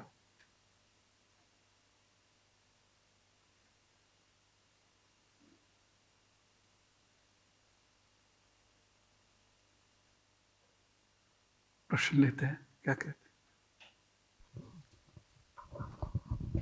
राम राम गुरुजी, मेरे दो प्रश्न हैं। पहला ये कि आज आपने कहा था कि आस्था के पीछे साइंस होती है, वो वैज्ञानिक होती है, लेकिन जैसे हमने देखा कि थ्रू आउट टाइम, मतलब ओवर द टाइम आस्था तो हो जाती है लेकिन उसके पीछे की साइंस चली जाती है। जैसे सती प्रथा में लोगों की आस्था थी लेकिन उसमें कोई साइंस नहीं था, तो क्या ऐसे में हम इस आर्ग्यूमेंट को हम कैसे पुट फॉरवर्ड करेंगे? दो चीजें हैं, एक है आस्था, आस्था एक बड़ा सिस्टम है, ब्रॉडर सिस्टम है, और दूसरी है परंपरा, जो उत्पन्न भी हुई समाप्त भी हुई। ऐसी हजारों परंपराएं हैं पूजा में भी, जो पहले नहीं थी, 300-400 साल पहले नहीं थी, 500 साल पहले नहीं थी। बहुत सारे देवी देवता 400-500 साल पहले नहीं पूजे जाते थे, किसी कोई उनके बारे में जानता भी नहीं था। वारों के दिन भी अलग थे, बुधवार को कोई और पूजा होती थी, बृहस्पति को कोई और पूजा होती थी, शनिदेव की कोई पूजा नहीं करता था, यमराज की पूजा होती थी। ये परंपराएं। तो आस्था एक ब्रॉडर सिस्टम है, एक ब्रॉडर फ्रेमवर्क ऑफ थॉट है, और परंपराएं आती रहती हैं, जाती रहती हैं, क्षेत्र के अनुसार बदलती हैं, क्लाइमेट के अनुसार बदलती हैं, तो उनके पीछे कोई आधार नहीं होता। चूंकि आधार नहीं होता, वो कोलैप्स भी कर जाती। इसी में एक टेल क्वेश्चन ये है कि जैसे एब्राहमिक रिलीजन्स जो हैं, उनको भी, वो भी अपनी आस्था मानते हैं, पर उनके पीछे कई बार साइंस होती भी है, नहीं भी होती, तो क्या हम मतलब उसको हम कैसे कंसिडर करेंगे? देखिए, साइंस को समझने की यहाँ पर ज़रूरत है। फिजिक्स, केमिस्ट्री, मैथ्स, बायो, ये फिजिकल साइंसेस हैं। एक इतिहास भी एक तरीके का विज्ञान है, क्योंकि एक सिस्टम में हुआ चला आ रहा है। तो कहीं ना कहीं से एक कोई ऐसा व्यक्ति उत्पन्न हुआ और उसका इतिहास है, वो ट्रेसेबल भी है, और उसको हम फील भी कर रहे हैं। अगर सामने वो नहीं भी दिख रहा तो हम उसको फील कर रहे हैं, वो इतिहास से आ रहा है, तो वह भी अपने आप में साइंस है। एक साइंस का मतलब एक प्रमाण है, इतिहास भी एक अपने आप में प्रमाण है। जैसे बहुत सारे ट्राइबल एरियाज में बहुत प्रकार के गीत गाए जाते हैं। ऐसे हम नहीं समझ पाते, क्योंकि हर क्लैन की अपनी एक अलग भाषा होती है, लेकिन बहुत सारे गीत गाए जाते हैं। और अगर उन गीतों को आप बहुत गहराई से सुनेंगे, समझेंगे, तो धीरे धीरे धीरे धीरे आपको ऐसा लगेगा ये किसी इतिहास काल विशेष का है। तो वह भी अपने आप में एक ठोस प्रमाण है, यानी एविडेंस हम कह रहे हैं। हम उसको केवल साइंस ना कहें, एविडेंस कहें। तो आस्था एक बहुत बड़ा एविडेंस है। आस्था का एक पीछे बहुत बड़ा एविडेंस होता है। कोई भी चीज इतने हजार सालों से खोखली धरती पर खड़ी नहीं रह सकती। जी, दूसरा सवाल ये था कि ये मुझे थोड़ा समझ नहीं आया सही से, कि प्रकृति में चेतना नहीं है, इसलिए ना वो दृष्टि है और ना वो दृश्य है, तो क्या दृश्य में चेतना होना आवश्यक है? मेरा ये सवाल है। दृष्टा में आवश्यक है, दृष्टा में आवश्यक दृष्टा है। में आवश्यक है। चेतना होगी तभी वह कुछ किसी चीज का दृष्टा बन पाएगा। जी, दृष्टा बन के जिस चीज को वह देख रहा है दृश्य। वह जड़ है, दृष्टि वह जड़ है, इसलिए दोनों एक साथ नहीं हो सकते प्रकृति के अंदर। तो वह जड़ स्थिति में स्टैटिक है, उसमें चेतना नहीं। जब दृष्टा उसमें चेतना उत्पन्न करता है तो मूवमेंट शुरू होता है। जी, तो जैसे मनुष्य में मूवमेंट शुरू हुआ, तो ये चेतना शक्ति की वजह से हुआ। मनु शत्रुपा की चेतना शक्ति से ये मूवमेंट शुरू हुआ, जो बढ़ता चला जा रहा है। लेकिन फिर भी प्रकृति के बहुत सारे ऐसे हिस्से हैं जहां कोई मूवमेंट नहीं है, या बहुत लिमिटेड मूवमेंट है, जैसे स्थावर, वृक्ष आदि। तो अगर हम इसको बहुत सिंपल टर्म्स में बोले, तो क्या हम ये कह सकते हैं कि जो पुरुष है वो दृष्टा है लेकिन जो प्रकृति है वो दृश्य है, क्या ये कह सकते हैं?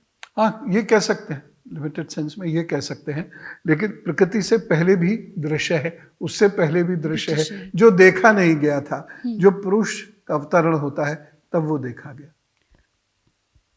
यानी वो कोरिलेटिव है। जी। दृष्टा ही वो बिगिनिंग पॉइंट क्रिएट करेगा। हाँ, लेकिन हम कह रहे हैं कि प्रकृति से पहले भी था, तो यानी मतलब अननोटिस था। हाँ, और तब यानी फिर कोई दृष्टा भी हो गई अगर पहले नहीं, प्रकृति। ये जरूरी नहीं है, वही मैं कह रहा हूं, दृष्टा से। हालांकि ये हम एक इसको काल में नहीं बांध सकते, इस पर्टिकुलर डे में दृष्टा और दृष्टि उत्पन्न हुई, ऐसा नहीं हम कह सकते। लेकिन सैद्धांतिक तौर पर यह हम कह सकते हैं कि कुछ था जो देखा नहीं गया। जो देखा नहीं गया उसका सत्य नहीं पता, जिसका सत्य नहीं पता उस पर अन्वेषण भी क्या हमने किया। फिर जब अन्वेषण भी नहीं हुआ तो अनुकूल नहीं होगी परिस्थिति। इस तरीके से हम सोचते हैं, लेकिन वो चीज क्या है, ये दृष्टा। यानी मेरे हाथ में कुछ काट रहा है, ठीक है, लेकिन मुझे पता नहीं क्या काट रहा है, काट रहा है कुछ। आंखें खोली, देखा कीड़ा था। तो जब मेरी आंखें खोली उससे कीड़ा उत्पन्न नहीं हुआ, कीड़ा था, लेकिन चूंकि प्रकृति में चेतना शक्ति नहीं थी, इसलिए प्रकृति एक्सप्लेन नहीं कर सकती थी वो ये क्या है, वो दृष्टा ही कर सकता था। जैसे हमने पढ़ा था कि ब्रह्मा जी ने पूरा ऊपर से नीचे एक्सप्लोर करा, मतलब एक्सप्लोर पूरा करके देखा। फिर और उसके बाद काल पुरुष का जो सिद्धांत हमने इसमें पढ़ा था, मनुष्य को जैसी जैसी जरूरत होती गई शरीर में वो अंग बनते गए। विराट पुरुष। जी।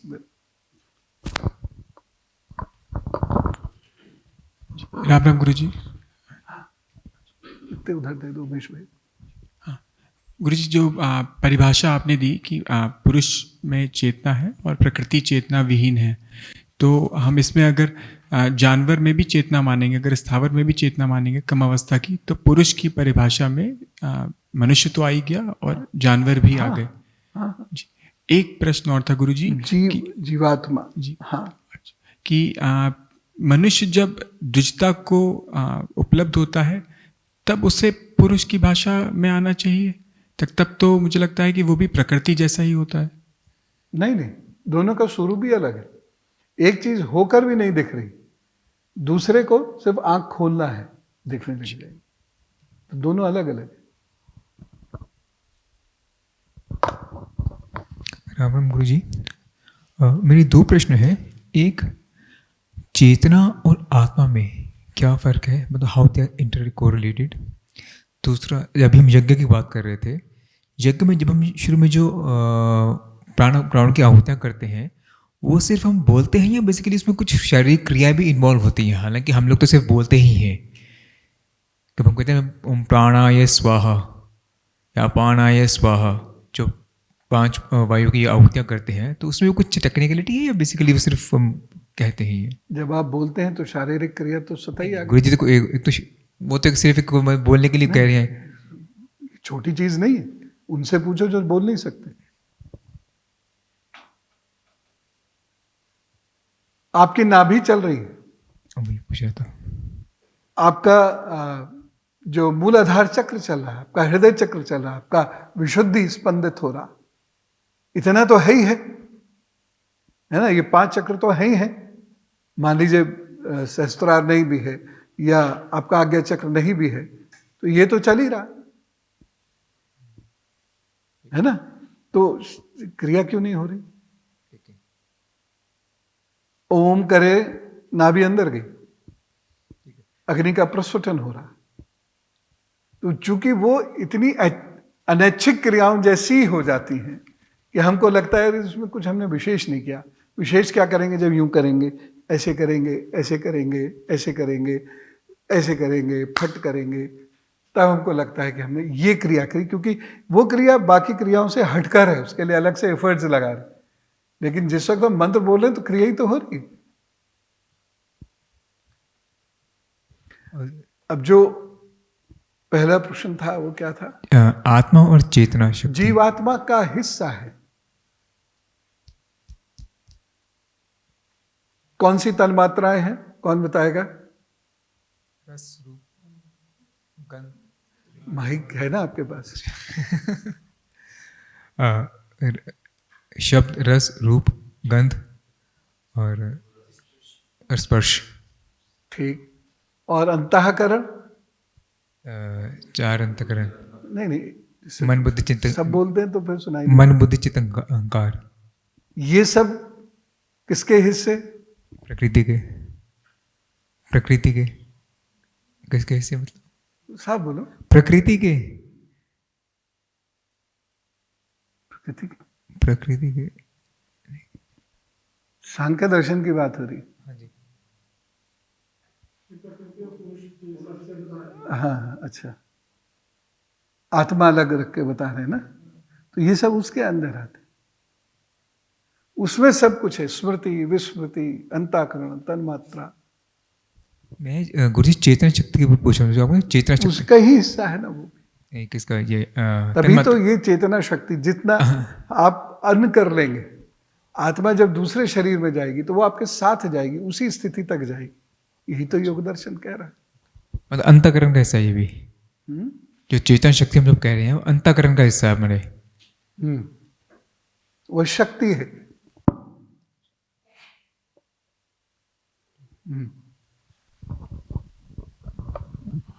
राम राम गुरुजी।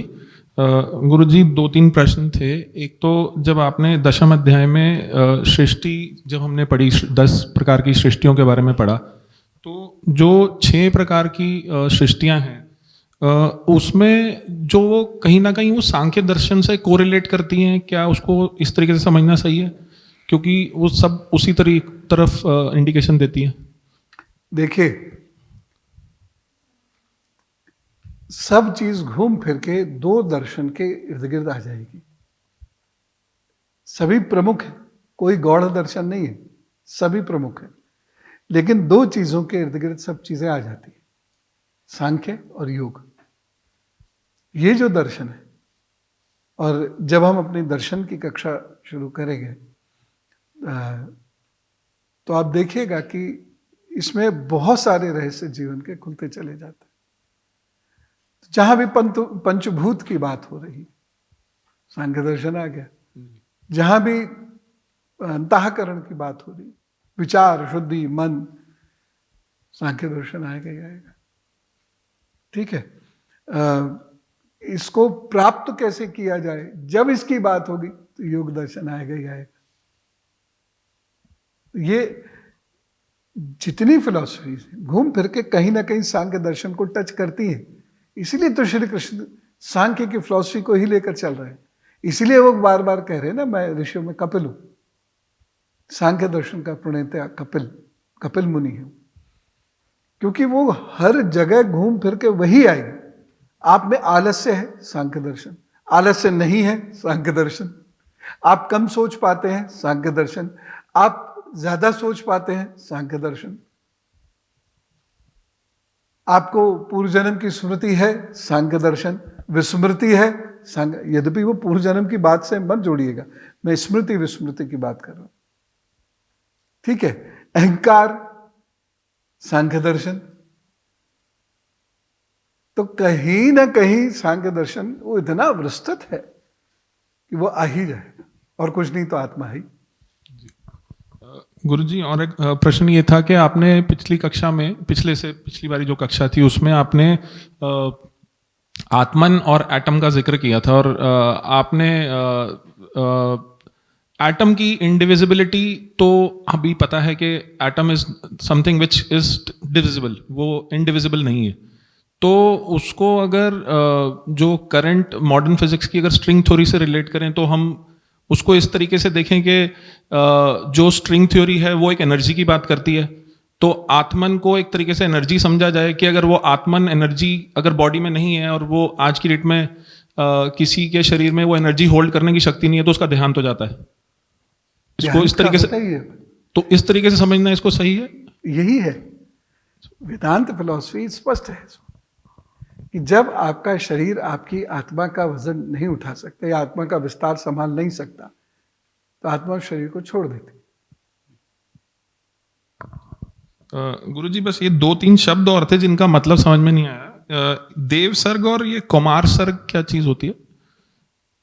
एक दशम अध्याय में इसका जिक्र आता है देव सर्ग, और एक शब्द आता है कुमार सर्ग। सर्ग वो पाठ के लिए होगा, देवताओं की बात करने वाला पाठ और बच्चों की, युवाओं की बात करने वाला। कहाँ है? बता रहा हूँ गुरुजी, एक मिनट। दशम अध्याय में, एक सेकंड। लोक हैं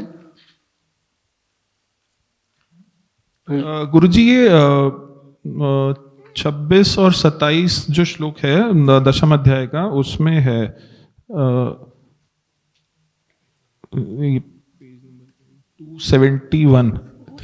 281 26वां हाँ जी, श्लोक ना, वैकृत वाली, जो वैकृत शस्त्री जो है। हाँ जी। So, वहां पे आगे सेकंड लास्ट लाइन जहां पे ये खत्म हो रहा है, तो वहां आ रहा है आदि ऋषियों का जो कौमार सर्ग है। तो ये कौमार सर्ग क्या होता है? पहले देव सर्ग समझते हैं। जी, जो यहाँ की प्रकृति के पूर्व भी प्रकृति उपस्थित थी, उसको देव सर्ग कहते हैं। महतत्व तो पढ़ रहे ना, जिसमें हम उन देवताओं की बात कर रहे हैं जो दे रहे हैं, दृश्य नहीं है, दिख नहीं रहे, वह देव सर्ग हो गया। उसके बाद जो प्राकृत और वैकृत दोनों एक साथ है, वह कुमार, यानी उत्पत्ति। प्राकृत उत्पत्ति से पूर्व, प्राकृत वैकृत उत्पत्ति के अनुसार। और कुमार इसलिए पहले कौन से 4 कुमार हैं? सनत, सनंदन, सनातन और कीर्तन शुरू। लेकिन मुझे पता है, चूंकि आप लोगों को पता है, इसलिए कोई बात नहीं। तो गुरुजी कुमार सर्ग का मतलब क्या हुआ? जो उत्पत्ति, यानी पहली उत्पत्ति क्या हुई? नकारात्मक तत्व की। सकारात्मक तत्व की जो उत्पत्ति होती है, उसमें सनत कुमार आते हैं, जिनके नाम अभी बताए गए। यही कुमार सर्ग है। ठीक है, यानी प्रकृति का इंसिपिएंट पार्ट, बिल्कुल शुरुआत की स्थिति, way from this Srishti starts. ठीक। और कोई?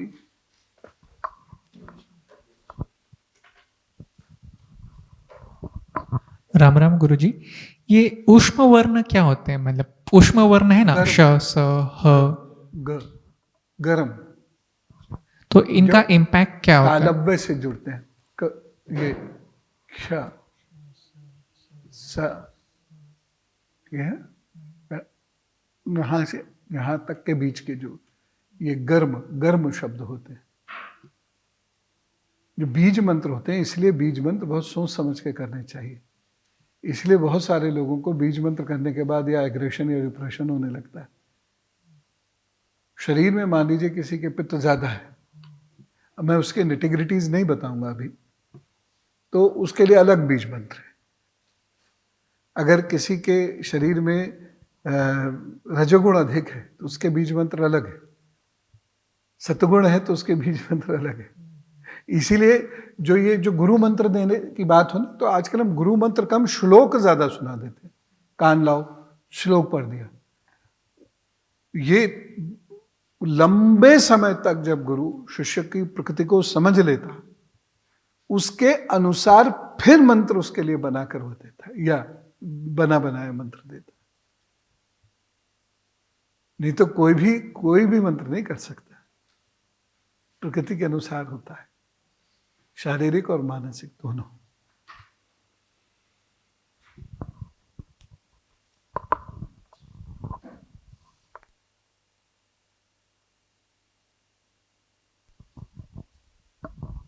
गुरुजी, जैसे अभी जो हम कक्षा में के दौरान आपने बोला था कि कोई भी ऐसे ही भगवान या कोई बोल दे तो वो किसी की मन की वो एक भ्रम ही है। पर हमें कैसे पता चलेगा कि जो दशम अवतार हैं वो कभी प्रकट होंगे नहीं होंगे, या कैसे उसका भान होगा? फिलहाल जब तक हम उस स्थिति तक नहीं है, तो जो लोग उस स्थिति तक हैं उनकी बात मान लें, हमें नहीं पता लगेगा। अक्षमताओं को क्षमताओं में परिणत करना पड़ता है। अक्षम होकर क्षमता प्राप्त हो जाए ऐसी कल्पना भी नहीं करनी चाहिए, ठीक है ना? ये ध्यान रखने की चीज है। जैसे एक छोटे बच्चे के लिए ये किताब क्या है? पठनीय नहीं है, ये बोझ है जो वो उठा के डंबल्स करेगा। वो बच्चा कभी लेके देखो भारी किताब कैसे लेके जाता है, बच्चे की दृष्टि से देखो। फिर वो जैसे जैसे बड़ा होता जाता है, फिर वो इसकी वैल्यू को समझने लगता है, फिर इसको पढ़ने भी लगेगा। तो वो अक्षम से सक्षम जाने की प्रक्रिया है पूरी। लेकिन जब तक हम सक्षम नहीं हैं, तब तक जो सक्षम हैं उनकी बात मान लें और अपना प्रयत्न करते रहें। जिस दिन सक्षम हो जाएंगे, प्राप्त हो जाएगा। जैसे मान लीजिए एक गाड़ी है कोई 1 लाख रुपए की, हम कहे 1 लाख की कोई गाड़ी होती है? मतलब मान लीजिए बहुत है 1 लाख रुपए, उसके अनुसार 1 लाख की कोई गाड़ी होती है। लेकिन चूंकि हमने नहीं देखी, हमें वो सक्षमता नहीं है कि हमारे शहर में वो 1 लाख की गाड़ी हो, तो जिन लोगों ने देखी उनकी बात मान लें, ना भी माने तो ठीक है, ऐसा करके छोड़ दे। लेकिन प्रयत्न अपना करते रहे। तो कभी हमें दिख गई, कभी दिख गई और सक्षमता बढ़ाए तो कभी खरीद भी लेंगे। ये मतलब है। हम अक्षम रहते हुए सक्षम के परिणामों को प्राप्त करना चाहते हैं, तो यही सबसे बड़ा दोष है। सबसे बड़े दोषों में से एक दोष है। ये संभव नहीं है। आपके अंदर वो कैपेबिलिटी अगर नहीं है, तो आपको वो कैपेबिलिटी बढ़ानी पड़ेगी।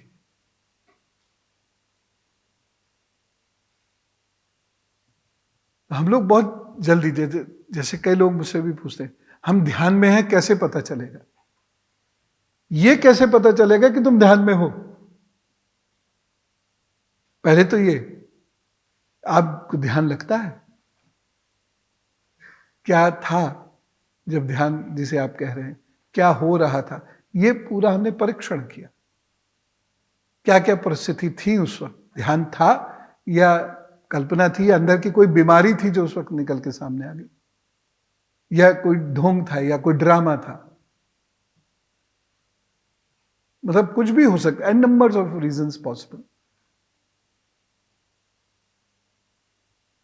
तो ध्यान में क्या होता है, यह जानने के लिए ध्यान लगना जरूरी है। तो अभी तो ध्यान नहीं लग रहा, अक्षम है। जब ध्यान लग जाएगा तो अपने आप पता चल जाएगा, या बता दिया जाएगा कि अपने सब सक्षम हो जाएंगे। तो कैपेबिलिटीज बहुत इंपॉर्टेंट है। इसे ही कहते हैं कैपेसिटी बिल्डिंग कॉरपोरेट में, और हमारे यहां यही सक्षमता विकास है। अब उसको एक शॉर्ट रूप में कह दिया जाता है, अंग्रेजी में उसके शब्द है कैपेसिटी बिल्डिंग। तो यही तो कैपेसिटी बिल्डिंग है, अदरवाइज नहीं पता चलेगा। कोई यंत्र नहीं है उसका, हम ही यंत्र है।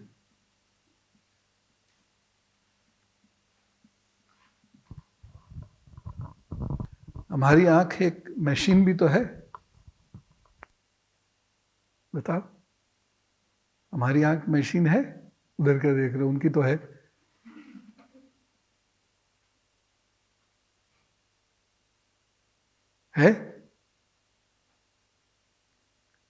सांप सूंघ गया, ये तो आया भी नहीं है, बरसात हुई है, सुबह मिलेगा तुम्हें। उज्जवल बताओ क्या? नहीं, उज्जवल यूं करा ना, बताऊंगा नहीं या आता नहीं है? मशीन नहीं है। आप बताओ बेटे। मशीन है। आप बताओ रुद्राक्ष, आंख मशीन है या नहीं है?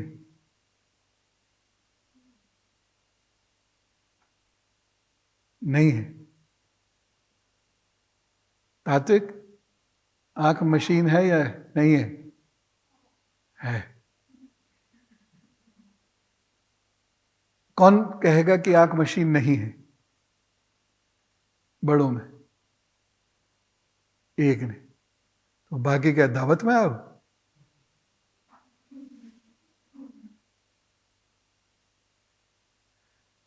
कैसे नहीं है आंख मशीन?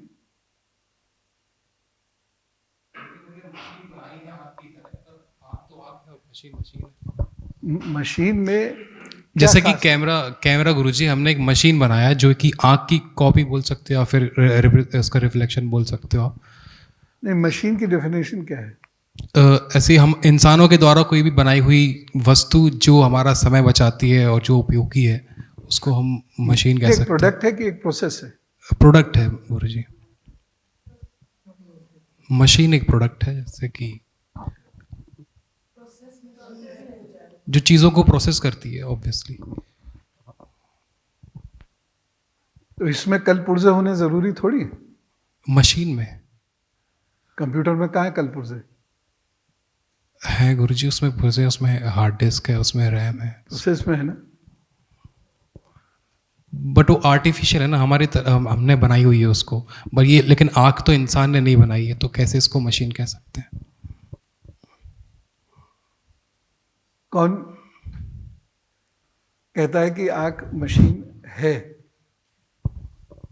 बाकी सब तो बिल्कुल ऐसे ही आ गए। शीतल बताओ जरा। मशीन, मैं मानती हूँ कि मशीन ऐसा एक प्रोसेस है जो कम समय में या समय ज़्यादा भी लगे कोई यूज़ करता है। It is useful for doing something और व्यूइंग समथिंग। तो आँख भी हमें देखने में मदद करता है, तो वो मशीन है। It is not necessarily man made. Machines are not man made, ऐसा सोचती हूँ। Machines are not man made. Not necessarily man made. Not necessarily, ये कितना बड़ा क्वालिफाइंग वर्ड तो यही था। हाँ, वो थोड़ा धीरे बोल रही थी।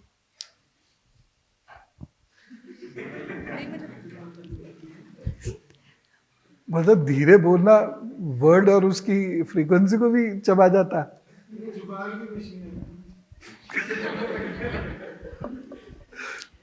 मशीन का एक्शन और रिएक्शन भी होता है, जो कि हमारी आइज का भी है।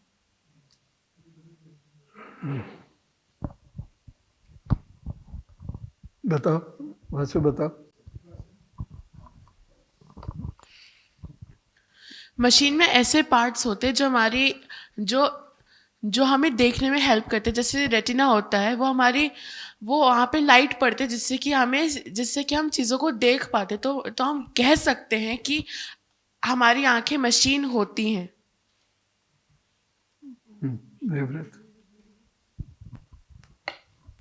गुरुजी, आँख एक ऐसी मशीन है जो प्रकृति ने स्वतः बना दी है, और बाकी मशीनें मनुष्य उसी प्रकृति के तत्वों से बनाता है।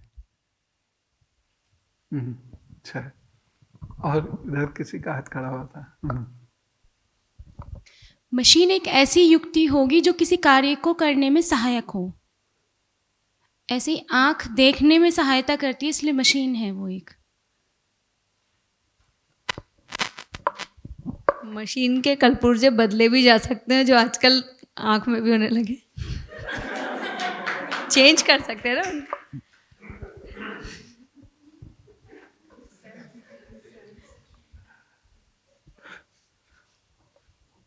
ईशान, मशीन क्या होती है?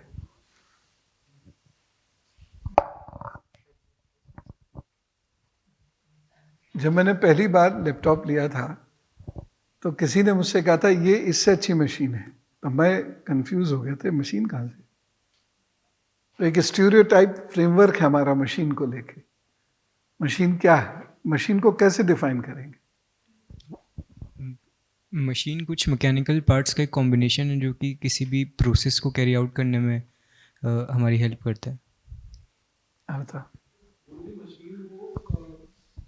एक मशीन एक ऐसा इक्विपमेंट है जो एक फॉर्म ऑफ एनर्जी को दूसरी फॉर्म में कन्वर्ट करता है और हमारा ह्यूमन एफर्ट कम करता है, ओवरऑल एफर्ट कम करता है और किसी प्रोसेस में हमें हेल्प करता है। अब बताओ, आंख मशीन है कि नहीं? है, मशीन है, क्योंकि वो लाइट सिग्नल्स को दूसरे फॉर्म में कन्वर्ट करता है और हमें देखने में हेल्प करता है। बहुत सिंपल सा देखो, किताब यहाँ आ गई, आपने रेटिना एडजस्ट कर लिया, वो कैमरे की तरह को आवाज नहीं कर रहा है, लेकिन एडजस्ट कर लिया। ये यहाँ है, एडजस्ट हो गई, प्रोसेस को ईज कर रही है। किसी प्रोसेस में कन्वर्जन ऑफ एनर्जी ज्यादा हो जाएगा, किसी प्रोसेस में कम होगा, तो वो लगातार ऐसी कोशिश करेगी अपने आप ही, जहां आप अपनी एनर्जी को सेव कर सके।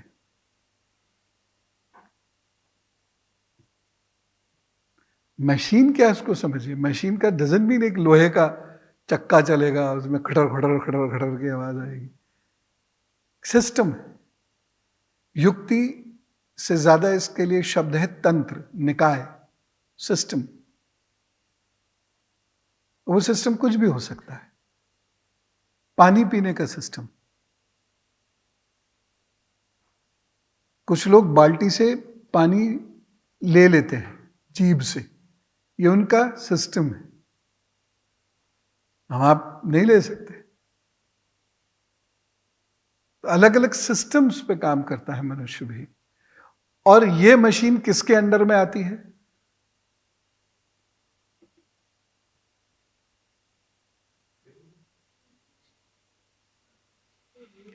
फाइनल आंसर चाहिए, पूछना नहीं मुझसे, नथिंग विथ क्वेश्चन मार्क। ज्ञानेंद्रिय की, शरीर के अंदर तो ऑब्वियसली सभी आ गया, लेकिन वो प्रोसेस कौन मैनेज कर रहा है? आपका नर्वस सिस्टम कर रहा है। Nervous system is a part of ज्ञानेंद्रिय। उसके बाद ज्ञानेंद्रिय, ज्ञान कैसी? इंद्रिय से जो प्रवाहित हो रहा है। यानी अगर आपने इंद्रिय को कंट्रोल नहीं किया तो आपकी मशीन भी बिगड़ जाएगी। यानी वोल्टेज आपने, मान लीजिए, उसको कंट्रोल नहीं किया, ठुक जाएगी।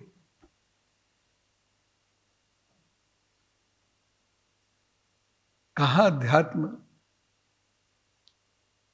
किसी भी मॉडर्न प्रोसेस को एक्सप्लेन करने के लिए अक्षम है? कहाँ लोग कहते हैं? क्यों दो चीजें अलग करके देखते हैं? सेम है। डॉक्टर इस जबान का प्रयोग नहीं करेंगे क्योंकि उनकी ट्रेनिंग दूसरी तरीके। आयुर्वेदाचार्य इसी जबान का प्रयोग करेंगे क्योंकि उनकी ट्रेनिंग इस प्रकार की।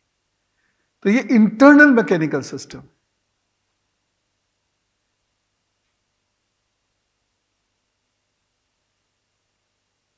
और उससे बहुत सारी चीजों से इनफेक्टेड गुजर सकते हैं। जैसे सामान्यतः कहा जाता है खिलाड़ी पतला होना चाहिए,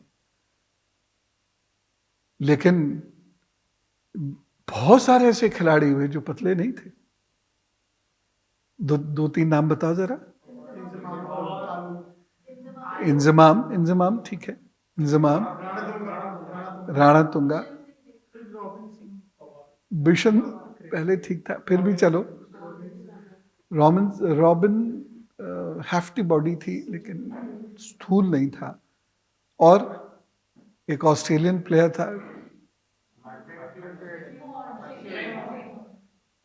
शेन वॉर्न था, और हाँ वो था।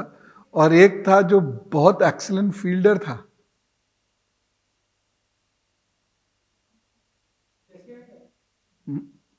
डी। ऑस्ट्रेलिया में कहाँ डी सिल्वा आ गया?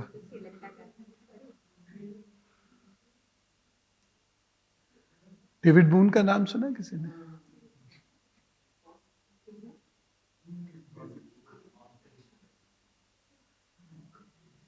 तो इन्होंने जो इनकी अक्षमताएं थी उस पर विजय प्राप्त की। हालांकि मोटा होना भी एक अक्षमता है, मानता उस पर भी विजय प्राप्त होनी चाहिए, लेकिन वो उस छोटे से समय में, खिलाड़ी के पास जो छोटा सा समय होता है, उस छोटे से समय को इम्पेयर ना कर सके, डिस्टर्ब ना कर सके, इसलिए उन्होंने अपनी इंद्रियों की शक्ति से उस पर कंट्रोल किया। और देखिए दुनिया के बहुत सारे लोग उन्हें जानते हैं, मानते हैं। फिल्म लाइन में भी ऐसे लोग हैं। उदाहरण दो एक है?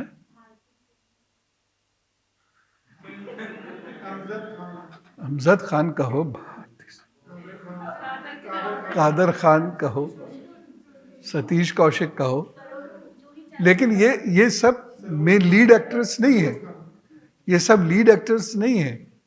लीड एक्टर बताओ जरा, मेरी तरफ क्यों जा रहा है? संजीव कुमार, टुनटुन में लीड एक्ट्रेस नहीं थी, संजीव कुमार। तो ऐसे बहुत सारे लोग हैं जिन्होंने अपनी दूसरी क्वालिटीज की वजह से इस क्वालिटी को सेकेंडरी कर दिया, इस डिस्क्वालिफिकेशन को जीत लिया। This is called control on energy.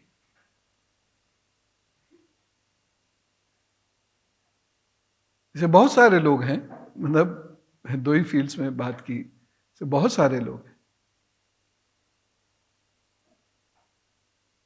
तो हमें अपनी इनकेपेबिलिटी को कैपेबिलिटी में ट्रांसलेट करना है।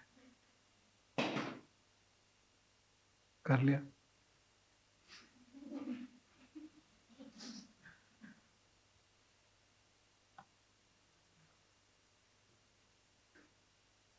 बस अब जल्दी करो, लास्ट है। गुरुजी, जैसे हमने अभी बात करी कि हमारी जो आँख है वो भी एक मशीन की कैटेगरी में, ऐसे मशीन है वो, तो अगर हम जो ह्यूमन मेड्स, अगर हम कहें जो आयरन लोहे के, हम एक शरीर बिल्ड करें कंप्लीटली मैकेनिकल पार्ट्स का, तो क्या हम उसमें आत्मा को ला सकते हैं? नहीं, वो हमारे कंट्रोल से बाहर है, हमारे नियंत्रण से बाहर है, हम नहीं ला सकते। लेकिन ये एब्सोल्यूट ट्रुथ भी नहीं है, कुछ लोग ला भी सकते हैं, लेकिन वो करोड़ों में एक आध होते हैं, इसलिए वो नेग्लेजिबल है। तो नेग्लेजिबल डाटा को हम थ्योरी नहीं मानते, जनरलाइज्ड स्टेटमेंट नहीं दे सकते। लेकिन वो पॉसिबल है।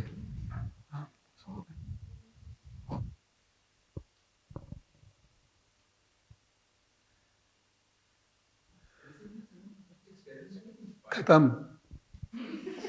पिक्चर खत्म।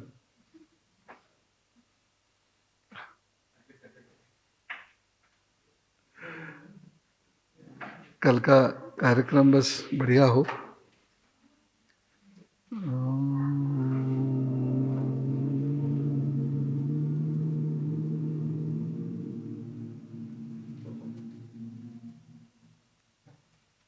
शांति शांति।